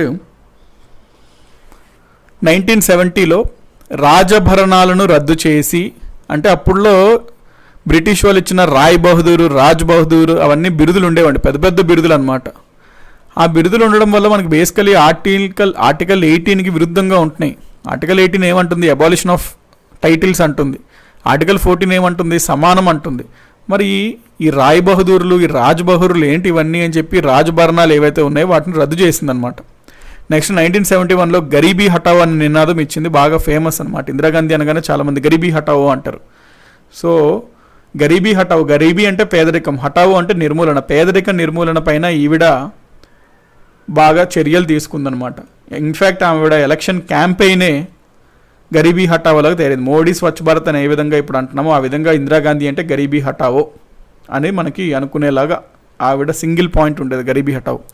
నెక్స్ట్ 20 point ప్రోగ్రామ్ కూడా ఈవిడ 1975లో ప్రవేశపెట్టడం జరిగింది. 20 points ప్రోగ్రామ్ అంటే అర్థం ఏంటి అంటే, దేశం అభివృద్ధి కోసం ప్రధానంగా మనము 20 అంశాలపైన దృష్టి పెట్టాలి, వాటిలో మనం అభివృద్ధి సాధించాలి, మనం సాధించాల్సిన 20 అంశాలు లక్ష్యాలు ఏంటి అవన్నీ క్లియర్గా మెన్షన్ చేయడం జరిగింది. 20 points ప్రోగ్రామ్ అంటాం దాన్ని. అది 1975లో ఇందిరాగాంధీ లాంచ్ చేయడం జరిగింది. సో ఈ ప్రోగ్రామ్ కూడా చాలా అంటే పథకం లాంటిదండి, ఇది చాలా ఫేమస్ అనమాట 20 points ప్రోగ్రామ్. సో ఇందిరాగాంధీ గురించి ఈ పాయింట్ కూడా చూసుకుంటాం. నెక్స్ట్ మనకి ఇందిరాగాంధీ అనగానే ఎమర్జెన్సీ గుర్తొస్తుంది. ఎమర్జెన్సీ అనగానే ఏంటి చూడాలి, మన దేశంలో అత్యధిక సార్లు అత్యవసర పరిస్థితులను విధించబడినవి ఎవరి కాలంలో అంటే ఇందిరాగాంధీ కాలంలోనే. దేశంలో అత్యధిక సార్లు అత్యవసర పరిస్థితులను విధించబడినాయి. ఇదే కాలంలో జరిగిన అవకతవకలపై అరెస్ట్ అయిన ప్రధాని. మనకి చాలా అవకతవకలు జరిగాయి జాతీయ అత్యవసర పరిస్థితుల సమయంలో అని చెప్పి ఒక కమిటీ వేశారు. కమిటీ కూడా అవును అని చెప్పారు. దాంతో ఇందిరాగాంధీని కొంతకాలం అరెస్ట్ చేయడం కూడా జరిగింది. ఎందుకు అంటే due to the misuse of emergency provisions. So దేశంలో అత్యధిక సార్లు అత్యవసర పరిస్థితులను విధించబడిన ఇదే కాలంలో జరిగిన అవకతవకలపై అరెస్ట్ అయిన ప్రధాని. అత్యవసర పరిస్థితుల్లో అపోజిషన్లో ఉన్న వాళ్ళందరినీ అరెస్ట్ చేయించేసిందండి. ఆ బ్యాచ్ అనమాట. మనకి వాజ్పేయి అవ్వని, మనకి అద్వానీ, ఎల్కే అద్వానీ అందరినీ వీళ్ళని అరెస్ట్ చేయడానికి మన దగ్గర మన దేశంలో ఉన్న జైళ్ళు సరిపోలే అనమాట. అప్పుడు జైళ్ళు ఫిల్ అయిపోయినాయి, ఇంకా ఉన్నారు అపోజిషన్ వాళ్ళని కూడా లోపల వేయాలి అని ఏం చేసింది, ఎవరైతే నేరగాలు ఉన్నారో వాళ్ళందరిపైన ఆర్డర్ ఇచ్చేసింది. ఓకే, మీ యొక్క ప్రవర్తన బాగా నచ్చింది, మీరు చాలా మారారు అని నేను విశ్వసిస్తున్నాను, మంచిది, మీకు మంచి జీవితాన్ని నేను కల్పించాలి అని మిమ్మల్ని అందరినీ విడుదల చేస్తున్నాను అని కఠోర నేరగాల్ని కూడా వదిలేసిందనమాట. వదిలేసి ఆ ఖాళీ అయిన జైల్లో మళ్ళీ అపోజిషన్ వాళ్ళని తోసేసింది. సో చాలా అవకతవకలు జరిగే ఎమర్జెన్సీ టైంలో. అందుకనే ఇప్పుడు బాగా అన్పాపులర్ అయిపోయింది. అప్పుడు నెహ్రూ గారి కూతురైనా సరే 1977 ఎన్నికల్లో జనాలు యొక్క తీవ్రమైన అసంతృప్తి ఉండేది. అత్యవసర పరిస్థితి ఒక బ్లాక్ ఏజ్గా చెప్తారనమాట, అదొక డార్క్ ఏజ్గా చెప్తారు మొత్తం హిస్టరీలోనే, ఇండియన్ ఇండిపెండెంట్ హిస్టరీలో, భారతదేశ స్వతంత్ర చరిత్రలోనే ఒక బ్లాక్ డేస్గా చెప్తారు, మచ్చలాగా చెప్తారనమాట ఎమర్జెన్సీ కాలం. ఇప్పుడున్న లాక్డౌన్ ఇవన్నీ ఏమి ఉండదండి, నార్మల్. ఇవన్నీ ప్రతి ఒక్కరికి వాళ్ళ జీవితాల మీద వాళ్ళకి ఉండాలి అని చెప్పి ఇది మనం పాటిస్తున్నాం. కానీ ఎమర్జెన్సీ అంటే అది కంప్లీట్లీ వేరేది. మిలిటరీ దిగుతుంటుంది అనమాట డైరెక్ట్గా. ఇక్కడ మనం పోలీస్ ఆపి ఎక్కడికి వెళ్తున్నావయ్యా అని అడిగితేనే ఇబ్బందిలాగా ఫీల్ అవుతున్నారు. అప్పుడు బయట కనబడితే షూటెడ్ సెట్ ఆర్డర్స్, బయట కనబడితే మిలిటరీ వచ్చి టప్పడప బట్టలు చిరిగేంత వరకు వేసేస్తారనమాట. ఎందుకంటే లోకల్ పోలీస్ అంటే ఇక్కడ లోకల్లోనే ఉంటారు, ప్లస్ చాలా కండిషన్స్ ఉంటాయి వాళ్ళకి. యొక్క పైన సూపరింటెండెన్స్ అవన్నీ లోకల్గానే ఉంటుంది కాబట్టి స్టేట్లోనే కొంచెం అతనికి స్వేచ్ఛ తక్కువ. వేరేస్ మిలిటరీ దింపినప్పుడు వాళ్ళు ఎవరో కూడా తెలియదు కాబట్టి వాళ్ళకి పూర్తి అధికారాలు ఇవ్వడం జరుగుతుంటుంది. కాబట్టి అది చాలా దారుణం అనమాట ఆ పరిస్థితి కంపేర్ టు దిస్ లాక్డౌన్. కాబట్టి మనకి అండి శ్రావణ్ కుమార్ గారు 1967 ఓన్లీ 1 year ఉందా అంటే మనకి 1962 to 67 అండి కాలం ఆ లోక్సభది. ఈవిడ 67లో మనకి లాల్ బహదూర్ శాస్త్రి చనిపోయాక ప్రధానమంత్రికి అవ్వడం జరిగింది కాబట్టి దాదాపు ఒక 1 year వరకే చేసింది. ఎన్నికల ద్వారా అత్యధిక కాలం, ఈ పాయింట్ చూడండి, ఓవరాల్గా మ్యాక్సిమం పిఎంగా ఉన్నది ఎవరు అంటే జవహర్లాల్ నెహ్రూ అని చెప్పాలి ఓవరాల్గా. కానీ ఎన్నికల ద్వారా, ఎలక్షన్స్ ద్వారా అత్యధిక కాలం ఉన్నది ప్రధానమంత్రిగా చేసింది ఎవరు అంటే ఇందిరాగాంధీ అని చెప్పాలి. ఆ డిఫరెన్స్ చూసుకోవాలండి.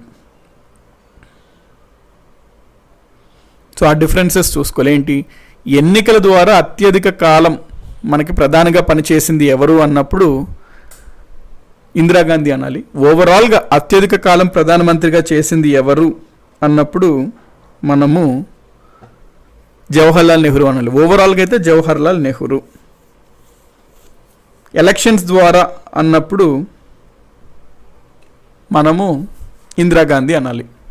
ఎందుకంటే నెహ్రూ గారు 1947 to 52 వితౌట్ ఎలక్షన్స్ పిఎంగా ఉన్నారు అనుకున్నాం కదండి, అందుచేత.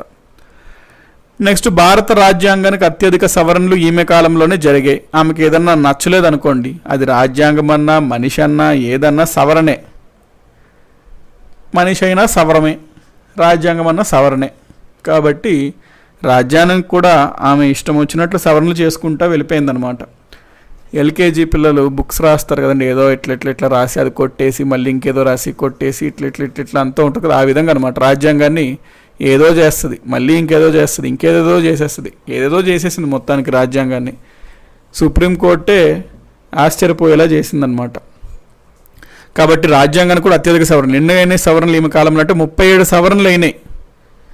ఈమె కాలంలోనే 42వ సవరణ దాదాపుగా చాలా మార్పులు తీసుకొచ్చింది రాజ్యాంగంలో. దీన్నే మనము మినీ రాజ్యాంగం అంటాం. ఎందుకంటే ఆ ఒక్క సవరణలోనే ఎన్నో సవరణలు ఇమిడి ఉన్నాయి. చాలా రకాల చేంజెస్ ఒక కాన్స్టిట్యూషనల్ అమెండ్మెంట్ 42nd ద్వారానే చేయడం జరిగింది. కాబట్టి మనము 1976లో 42nd అమెండ్మెంట్ని మినీ కాన్స్టిట్యూషన్ అని అంటాము.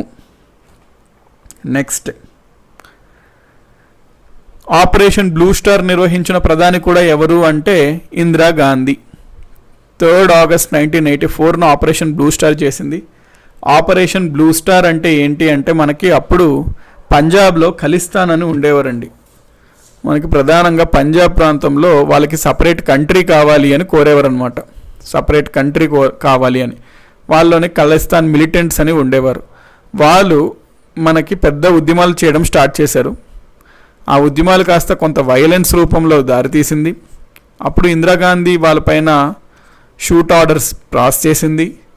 అప్పుడు వీళ్ళు ఏం చేశారంటే దాంకోవడం కోసం సిక్కులకి బాగా పవిత్రమైనటువంటి అమృత్సర్ గోల్డెన్ టెంపుల్ ఉంటుంది కండి, స్వర్ణ దేవాలయం లోపల దాంకున్నారు. అప్పుడు మరి జనరల్గా ఇది ఎంతో పవిత్రమైనది సిక్కులకి, ఆబ్వియస్లీ వీళ్ళు లోపల దాంకున్నారు అన్నప్పుడు పోలీసులు అన్నా మిలిటరీ అన్నా ఎవరన్నా అటాక్ చేయడానికి వీలు ఉండదు. అటాక్ చేయలేరు. అటాక్ అంటే గన్తో వాటితో చేయడానికి వీల్లేదు, ఎందుకంటే ఇది చాలా పవిత్రమైన స్థలం. మరి ఆప్షన్స్ లేవు. వాళ్ళేమో లోపల ఉన్నారు, చాలా మంది కూడా సామాన్లతో ఉన్నారు, చాలా బుల్లెట్స్ వాటితో ఉన్నారు, వీళ్ళు ఎప్పటికన్నా ప్రమాదము. సో డెసిషన్ తీసుకోవాలి మిలిటరీ వారిని పిఎంని అడిగారు ఇందిరాగాంధీని, ఏం చేయాలి మరి ఇట్లా ఉంది సిచ్యువేషన్ అని. పిఎం గ్రీన్ సిగ్నల్ ఇచ్చింది, వేసేయండి అంది. దాంతో వీళ్ళు వేసేశారు. దాంతో ఎన్నో బుల్లెట్స్ వల్ల స్వర్ణ దేవాలయంకి చాలా డ్యామేజ్ అయితే జరిగింది. వీలైతే అందరూ చనిపోయారు. ఆపరేషన్ బ్లూ స్టార్ అంటాం దీన్నే. ఆపరేషన్ సక్సెస్ఫుల్, పేషెంట్ డైడ్ లాగా కొన్ని ఉంటాయి. ఆపరేషన్ సక్సెస్ఫుల్, పేషెంట్ డైడ్ అనమాట. అట్లాగే ఇక్కడ ఆపరేషన్ సక్సెస్ఫుల్, కాకపోతే ప్రాబ్లం ఎక్కడొచ్చిందంటే ఈ స్వర్ణ దేవాలయంకి చాలా డ్యామేజ్ జరిగింది. దాంతో సిక్ కమ్యూనిటీ వాళ్ళకి యాక్చువల్గానే కొంచెం ఎమోషనల్ వాళ్ళు. దాంతో వాళ్ళకి ఎంతో పవిత్రమైన గోల్డెన్ టెంపుల్ పైన అటాక్స్ అది అవ్వడంతో వాళ్ళు చాలా బాధపడ్డారు, కోప్పడ్డారు. ఇందిరాగాంధీయే కారణం దీనికి అని చెప్పి ఆమె పైన పగబట్టారు. ఒక ప్రణాళిక వేసుకున్నారు. ఆ ప్రణాళిక ప్రకారం ఇందిరాగాంధీ సెక్యూరిటీలో భాగంగా 2 సిక్స్ కూడా ఉంటారు. వాళ్ళతో వీళ్ళు చేతులు కలిపారు, వాళ్ళని వీళ్ళు బ్రెయిన్ వాష్ చేశారు, వాళ్ళని ఒప్పించారు. వాళ్ళ చేత ఆమె సెక్యూరిటీ గార్డ్స్ చేతనే ఆవిడని కాల్పించేశారు. సో ఆవిడ చనిపోయినప్పుడు ఆవిడ శారీ, ఆవిడ చెప్పులు, రక్తం మరకలు ఇప్పటికీ కూడా ఇందిరాగాంధీ మ్యూజియం ఢిల్లీలో వెళ్ళినట్లయితే మీకు కనబడుతుంటుంది. బాగుంటుందండి. ఎప్పుడైనా ఢిల్లీకి వెళ్తే ఇందిరాగాంధీ మ్యూజియంకి వెళ్ళండి. అక్కడ చనిపోయిన రోజు ఆవిడ వేసుకున్న చెప్పులు కానీ, ఆ శారీ కానీ, ఆ రక్తం మరపలు ఇప్పుడు మనం చూడొచ్చు మ్యూజియంలో, ఇందిరాగాంధీ మ్యూజియం. ఆ స్పాట్ కూడా చూపిస్తారండి. ఆవిడ నడుస్తుంటారు పేవ్మెంట్లో, ఇంట్లోనే నడుస్తుంటారు అనమాట. నడుస్తున్నప్పుడు సో మీకు ఇక్కడ చిన్న వాటర్ పాండ్ లాగా ఉంటుంది, ఇక్కడ ఆవిడ నించి ఉంటుంది, వెనకాల 2 సిక్ గన్ మ్యాన్లు కాల్ చేస్తారనమాట. సో దాంతో మనకి ఇందిరాగాంధీ చాప్టర్ కంప్లీటెడ్. నెక్స్ట్ ఇంకొన్ని పాయింట్స్ ఉన్నాయి ఇందిరాగాంధీకి. ఏంటి అంటే ప్రధానమంత్రి పదవిలో ఉండగా హత్య గావించబడిన తొలి ప్రధాని ఇందిరాగాంధీ. 1972లో చరిత్రాత్మక సిమ్లా ఒప్పందాన్ని అప్పటి పాకిస్తాన్ ప్రధాని జుల్ఫికర్ భుట్టోతో కుదుర్చుకున్నారు. ఇది ఇంపార్టెంట్, సిమ్లా అగ్రిమెంట్. 1971లో రష్యాతో 20 years పీస్ అగ్రిమెంట్ కూడా చేసుకుంది. 20 years పీస్ అగ్రిమెంట్ ఎవరితో? రష్యాతో 1971లో. నెక్స్ట్ మనకి అత్యధిక సార్లు ఎర్రకోటలో జెండా ఎగరవేసిన 2వ ప్రధానిగా మనం 16 times ఇందిరాగాంధీ 2వ ప్రధాని. మొదటి ప్రధాని 17 times ఎవరు? జవహర్లాల్ నెహ్రూ. వీళ్ళ నాన్న రికార్డ్ని బ్రేక్ చేయలేకపోయింది. వాళ్ళ నాన్న 17 times, ఈ కూడా 16 times అనమాట. సో అందరికన్నా ఎక్కువ ఎవరు అంటే జవహర్లాల్ నెహ్రూ అని చెప్పాలి. రెండవది ఎవరు? సెకండ్ అంటే ఇందిరాగాంధీ అని మనము చెప్పాలి. సో మనకి దీంతో ఇందిరాగాంధీ ప్రధానమంత్రిగా ఉన్నప్పుడు ఏమేమి జరిగాయి అనే టాపిక్ చూసాము. సో లిస్ట్ ఆఫ్ ప్రైమ్ మినిస్టర్స్లో ఇందిరాగాంధీ దగ్గర మనం స్టాప్ చేద్దాం, పాజ్ చేద్దాం క్లాస్ని. తిరిగి మళ్ళీ మనము నెక్స్ట్ పాలిటీ క్లాస్లో ఇందిరాగాంధీ, పోస్ట్ ఇందిరాగాంధీ ఎరా చూద్దాం. ఇందిరాగాంధీ తర్వాత ఎవరెవరు ప్రధానమంత్రులుగా వచ్చారు వారి గురించి మనం చూద్దాం. ఇప్పుడైతే మనము ఒక 5 minutes బ్రీఫ్ చేసుకుందాం ఏమైతే చదివామో, సో దట్ ఈ రోజుకి క్లాస్ అనేది మనకి కంప్లీట్ అయినట్లు అవుతుంది.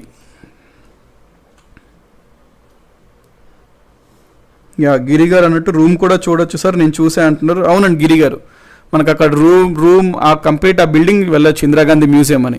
సో ఆ విధంగా మీరు చూసినట్లయితే మీకు ఇంకా క్లారిటీ వస్తుంటుందండి, ఇంకా మీరు సబ్జెక్ట్ని బాగా అర్థం చేసుకోగలుగుతారు. కాబట్టి మ్యాక్సిమం వీలున్నప్పుడు ఇటువంటి ప్రదేశాలను వెళ్ళి చూసి అక్కడ సబ్జెక్ట్ పరంగా నేర్చుకోవడానికి ట్రై చేయండి. అరకుకి వెళ్ళారు, బొర్రా కేవ్స్కి వెళ్ళారు, అక్కడ ఏం చేశారు అంటే అక్కడ బ్యాంబూ చికెన్ బాగా ఫేమస్ సార్, బ్యాంబూ చికెన్ తిన్నాను అంటారు. ఓకే ఫైన్, తినండి. కాకపోతే ఒక 10 minutes అరే మనం బొర్రా కేవ్స్లో స్టాలక్టైట్స్, స్టాలగ్మైట్స్, కాలమ్స్ అవి చదివాము, ఇది ఒక హారిజాంటల్ కేవ్, దీన్ని కనుక్కున్నది ఎవరో చెప్పారు సార్, ఏ ఇయర్లో కనుక్కున్నది, ఇవన్నీ పాయింట్స్ మనం అనుకున్నాము. ఒకసారి అక్కడికి వెళ్ళి సబ్జెక్ట్ పరంగా ఒక 10 minutes అలొకేట్ చేయండి, మిగతా అంతా ఎంజాయ్ చేయండి.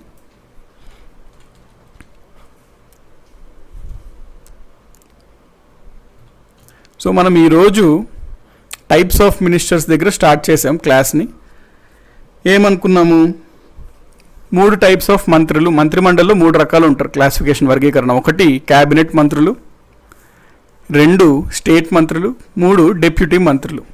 తర్వాత మనం ఏం చూసుకున్నాం పాయింట్ అంటే, రాజ్యాంగం పరంగా మనకి ఎవరికి ఎక్కువ హోదా ఉంటుంది అని అడుగుతాడు. రాజ్యాంగం పరంగా క్యాబినెట్గా, మినిస్టర్ ఆఫ్ స్టేట్గా, డెప్యూటీగా అందరూ సమానమే. రాజ్యాంగం పరంగా అంటే అందరూ సమానమే రాజ్యాంగం ప్రకారంగా. సో ఆ పాయింటే చూసాం మనం. రాజ్యాంగరీత్యా మంత్రిమండలిలో ఎక్కువ హోదా ఎవరు కలిగి ఉంటారు అనగా అందరూ సమానులే అని చెప్పాలి. దాని తర్వాత మనం ఇంకొక వర్గన ఏమని చూసాము అంటే, inner cabinet, kitchen cabinet, shadow cabinet అని 3 రకాలు ఉంటాయి అని చూసాం. అందులో మనం ఇన్నర్ క్యాబినెట్ అంటే ఏమని చెప్పుకున్నాము, క్యాబినెట్లో ఇంకొంతమంది బాగా ఇంపార్టెంట్, వాళ్ళని ఇన్నర్ క్యాబినెట్ అంటాము అనుకున్నాము. మైకేల్ బ్రెషర్ అన్న అతను వీరినే సూపర్ క్యాబినెట్గా అభివర్ణించాడు అనే పాయింట్ చూసాము. నెక్స్ట్ కిచెన్ క్యాబినెట్ చూసాం. సో ఎవరైతే ఇతనికి సన్నిహితంగా ఉండి, అవుట్ సైడ్ ద గవర్నమెంట్ ఉండి పార్టీ నిర్ణయాల్లో కీలక పాత్ర పోషిస్తారో ఆ బ్యాచ్ని కిచెన్ క్యాబినెట్ అంటాం, ఎందుకంటే వీళ్ళు కిచెన్లో ఉండి నడిపిస్తుంటారు అనమాట మొత్తం. Next shadow cabinet. జనరల్గా అపోజిషన్ వాళ్ళు ఏర్పరుస్తారు షాడో క్యాబినెట్ని. అపోజిషన్ వాళ్ళు మేబీ నెక్స్ట్ ఎలక్షన్స్లో మనం గెలవచ్చు, ఖచ్చితంగా గెలుస్తున్నప్పుడు మనకి అనుభవం రావాలి, మనం మంచి నిర్ణయాలు తీసుకోవాలి, ప్లస్ ఇప్పుడు చేస్తున్న ప్రభుత్వం ఏదైనా తప్పులు చేస్తే మనం దాన్ని ఈజీగా గుర్తించాలి అనే కారణాల చేత షాడో క్యాబినెట్ వ్యవస్థను ఏర్పరుస్తారు. ఇది ఇంగ్లాండ్లో ఎక్కువగా అమల్లో ఉంటుంది, భారతదేశంలో పెద్దగా ఇది మనకి అమల్లో మనం చూడము. కాకపోతే కొన్ని ఎగ్జాంపుల్స్ ఉన్నాయి భారతదేశంలో షాడో క్యాబినెట్స్కి, అవి మనం చూసాం. రాష్ట్ర లెవెల్స్లో ఉన్నాయి, స్టేట్ లెవెల్స్లో. మహారాష్ట్ర ఎగ్జాంపుల్ తీసుకున్నాం, మధ్యప్రదేశ్ ఎగ్జాంపుల్ తీసుకున్నాము, గోవా ఎగ్జాంపుల్ తీసుకున్నాం, ఎన్జిఓ అక్కడ ఏర్పాటు చేశారు. కేరళ చూసుకున్నాం, అక్కడ సివిల్ సొసైటీ పౌర సంఘం వాళ్ళు ఏర్పాటు చేశారు సో మన షాడో క్యాబినెట్ని. నెక్స్ట్ మనము కేంద్ర మండలి సభ్యుల సంఖ్య చూసాము, 10% అని చెప్పింది ఏఆర్సీ. మనమైతే రాజ్యాంగ సవరణ 91/2003 ద్వారా 15గా ఫిక్స్ చేశాము. ప్రధాని అనే అతను క్యాబినెట్ సమావేశాలని ఎప్పుడు, ఎక్కడ, ఎందుకు నిర్వహించాలి అనేది నిర్ణయిస్తారు. అతను క్యాబినెట్ సమావేశాలకు అధ్యక్షత వహిస్తారు. ప్రధానమంత్రి కొన్ని సంస్థలకి అధ్యక్షుడిగా ఉంటారు. ఏ ఏ సంస్థలకి అంటే మనం చూసాం, నీతి ఆయోగ్ ఒకటి, నేషనల్ డెవలప్మెంట్ కౌన్సిల్ ఒకటి, ఇంటర్ స్టేట్ కౌన్సిల్, అంతర్రాష్ట్ర మండలి, నేషనల్ డిజాస్టర్ మేనేజ్మెంట్ అథారిటీ. మళ్ళీ రీసెంట్గా చూసుకున్నట్లయితే విశ్వభారతి విశ్వవిద్యాలయానికి ప్రధాని మోడీని ఛాన్సలర్గా నియమించడం జరిగినది. వెస్ట్ బెంగాల్లో ఉంటుందన్నమాట మనకి. సో అభివర్ణం చూసుకుంటే బిఆర్ అంబేద్కర్ ఏమన్నారు, భారత ప్రధానమంత్రి గురించి ఏమన్నారంటే, అమెరికా అధ్యక్షునితో పోలిస్తే ప్రధానమంత్రినే సరైన పోలిక ఉంది కానీ రాష్ట్రపతి కాదు. లార్డ్ మోర్లే ఏమన్నారు, ప్రధాని సమానులలో ప్రథముడు. పీటర్ జి రిచర్డ్స్ ఏమన్నారు, ప్రధాని సమానుల్లో ప్రథముడు అనుకోవడం అతని స్థానాన్ని తక్కువగా అంచనా వేసినట్లు అవుతుంది అన్నాడు. జిఎస్ దుగ్దేల్ అనే అతను ఏమన్నాడు, ప్రధాని మంత్రులందరిలో సమానుడు అనుకోవడం సబబు కాదు, ప్రధాని తప్ప మిగిలిన మంత్రి మండలి సభ్యులందరూ సమానమే అన్నాడు. ఐవర్ జెన్నింగ్స్, ప్రధాని సూర్యుడు, మంత్రిమండలందరూ అతని చుట్టూ పరిభ్రమించే గ్రహాలు లాంటి వారు అనడం జరిగింది. రామ్ సెమ్యూర్ ఏమన్నారు, ప్రధాని ప్రభుత్వం అనే ఓడ చక్రాన్ని తిప్పే సారంగు లాంటి వాడు అనడం జరిగింది. హెరాల్డ్ జే లాస్కీ, ప్రధాని అనే అక్షాంశము చుట్టూ మొత్తం ప్రభుత్వం పరిభ్రమిస్తుంది అన్నాడు. సో ఇది అభివర్ణలు అనమాట. తర్వాత మనము ప్రధానమంత్రులు వరుసగా చూసుకున్నట్లయితే, మొట్టమొదటిగా జవహర్లాల్ నెహ్రూ, ఈయన 4 సార్లు చేయడం జరిగింది. మొదటిసారి ఎన్నికలు లేకుండా ఆయన ప్రధానమంత్రిగా అయ్యారు. ఈయన యూపీలో జన్మించారు. సో పదవి మధ్యలోనే మరణించిన తొలి ప్రధాని, 4 సార్లు ప్రమాణ స్వీకారం చేసిన తొలివారు, ఎక్కువ రోజులు పనిచేసిన ప్రధాని. నెహ్రూ మరణంతో తాత్కాలిక ప్రధానిగా అప్పట్లో సీనియర్ మంత్రి అయినటువంటి గుర్జరీలాల్ నందా వ్యవహరించారు. పంచశీల్ సిద్ధాంతకర్త. పంచశీల్ 1954లో చైనాతో సంతకం చేయడం జరిగింది. మిశ్రమ ఆర్థిక వ్యవస్థ, మిక్స్డ్ ఎకానమిక్ సిస్టమ్ను భారతదేశంలో ప్రవేశపెట్టడం జరిగింది. భారత్ రత్న పొందిన తొలి ప్రధాని ఎవరు అంటే Jawaharlal Nehru. He got Bharat Ratna in the year 1955. Red fort పైన ఫ్లాగ్ హాయిస్ట్ చేసిన, మ్యాక్సిమం టైమ్స్ ఫ్లాగ్ హాయిస్ట్ చేసిన ప్రైమ్ మినిస్టర్ ఎవరు అంటే మనము 17 టైమ్స్ హాయిస్ట్ చేసిన Jawaharlal Nehru is the maximum times అన్నట్టు మనం చెప్పాలి. నెక్స్ట్ వచ్చిన ప్రధానమంత్రి జవహర్లాల్ నెహ్రూ చనిపోవడం జరుగుతుంటుంది పదవిలో ఉంటుండగానే. అప్పుడు లాల్ బహదూర్ శాస్త్రి ప్రధానమంత్రి అవ్వడం జరుగుతుంది. లాల్ బహదూర్ శాస్త్రి గారు కూడా పదవిలో ఉంటుండగానే మధ్యలో మరణిస్తారు. సో పదవి మధ్యలో మరణించిన రెండవ ప్రధాని విదేశీ పర్యటనలో ఉన్నప్పుడు చనిపోవడం జరుగుతుంది. శాస్త్రి మరణం తర్వాత again same senior most minister అయినటువంటి గుల్జరీలాల్ నందా రెండోసారి తాత్కాలిక ప్రధానిగా పదవిని చేపడతారు. లాల్ బహదూర్ శాస్త్రి ముఖ్యమైన నినాదం ఏంటి అంటే జై జవాన్ జై కిసాన్. సో ఇతని మరణాంతరం ఇతనికి భారతరత్న వచ్చిందనమాట. అతనికేమో నెహ్రూకేమో ప్రధానమంత్రిగా ఉంటుండగానే వచ్చింది, ఈయనకి మరణాంతరం వచ్చింది. మళ్ళీ లాల్ బహదూర్ శాస్త్రి తర్వాత ఐరన్ లేడీ ఇందిరాగాంధీ, ఈవిడ కూడా 4 times ప్రమాణ స్వీకారం చేయడం జరిగింది. సో 4 times ప్రమాణ స్వీకారం చేసిన రెండో ప్రధాని, తొలి మహిళా ప్రధానిగా పనిచేసి సాధారణ ఎన్నికల్లో ఓటంలో పాలైనారు 1977లో. రాజ్యసభ సభ్యత్వంలో ప్రధాని పదవిని చేపట్టిన తొలివారు ఈవిడ అనమాట. రెండవవారు దేవగౌడ, మూడవవారు ఐకే గుజరాల్, నాలుగవవారు మన్మోహన్ సింగ్. 1970లో రాజభరణాల రద్దు, 1971 గరీబీ హఠావ్ నినాదం, 1975 20 points ప్రోగ్రామ్ ఈవిడ ప్రవేశపెట్టిన వాటిలో ముఖ్యమైనవి. దేశంలో అత్యధిక సార్లు అత్యవసర పరిస్థితులను విధించబడిన ఇదే కాలంలో విధించబడినాయి. ఇదే కాలంలో జరిగిన అవకతవకలపై అరెస్ట్ అయిన ప్రధాని కూడా ఇందిరాగాంధీ.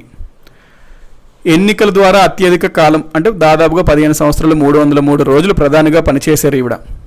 ఎన్నికల ద్వారా ఓవరాల్గా అనుకుంటే జవహర్లాల్ నెహ్రూ, అతను 16 years ప్లస్ ఆయన ప్రధానిగా ఉన్నారు. భారత రాజ్యాంగానికి అత్యధిక సవరణలు చేసింది ఈవిడ కాలంలోనే. దాదాపుగా 37 సవరణలు చేయడం జరిగింది. చాలా సవరణలు ఒకటే సవరణలో చేయబడిన 42వ రాజ్యాంగ సవరణ కూడా ఈవిడే చేయడం జరిగింది. ఆపరేషన్ బ్లూ స్టార్ నిర్వహించిన ప్రధాని కూడా ఇందిరాగాంధీ. ఎప్పుడు అంటే 3rd August 1984. ప్రధానమంత్రి పదవిలో ఉండగా హత్య గావించిన తొలి ప్రధాని ఎవరు అంటే ఇందిరాగాంధీ. 1972లో చారిత్రాత్మక షిమ్లా ఒప్పందాన్ని అప్పటి పాకిస్తాన్ ప్రధాని జుల్ఫికర్ భుట్టోతో కుదుర్చుకుంది. 1971లో రష్యాతో 20 years పీస్ అగ్రిమెంట్ని కుదుర్చుకున్నారు. అత్యధిక సార్లు ఎర్రకోటలో జెండా ఎగరవేసిన రెండో ప్రధాని 16 times. వీళ్ళ నాన్న 17 times, సెకండ్ హైయెస్ట్ ఎవరు అంటే ఇందిరాగాంధీ 16 times, అతను 17 times అనమాట. దీనితో మనకి ఈరోజు పాలిటీ క్లాస్ కంప్లీట్ అయింది. అగైన్ మళ్ళీ రేపు మనము 10 to 11:30 ఎకానమీ క్లాస్లో కలుసుకుందాం అండ్ 5 to 6:30 హిస్టరీ క్లాస్లో కలుసుకుందాం. Until then take care, good bye అండి. సో ఇవన్నీ రివైజ్ చేయండి. వీటిలో ఏమన్నా మీకు కొన్ని విషయాల గురించి తెలుసుకోవాలి అంటే ట్రై చేయండి. ఇందాక సమ్మన్ కొన్ని అడిగారు, వాటి గురించి వాటిలో ట్రై చేయండి. ఖచ్చితంగా వాటి గురించి తెలుసుకోండి, యూజ్ అవుతుంటాయి. ప్లస్ మనకి టైం ఉంటే మేబీ ఒక ఆర్డర్లో ఇదంతా స్టాటిక్ అయిపోయాక వాటి గురించి చూద్దాము. సో గుడ్ బై అండి, take care all of you. Thank you అండి వెరీ మచ్.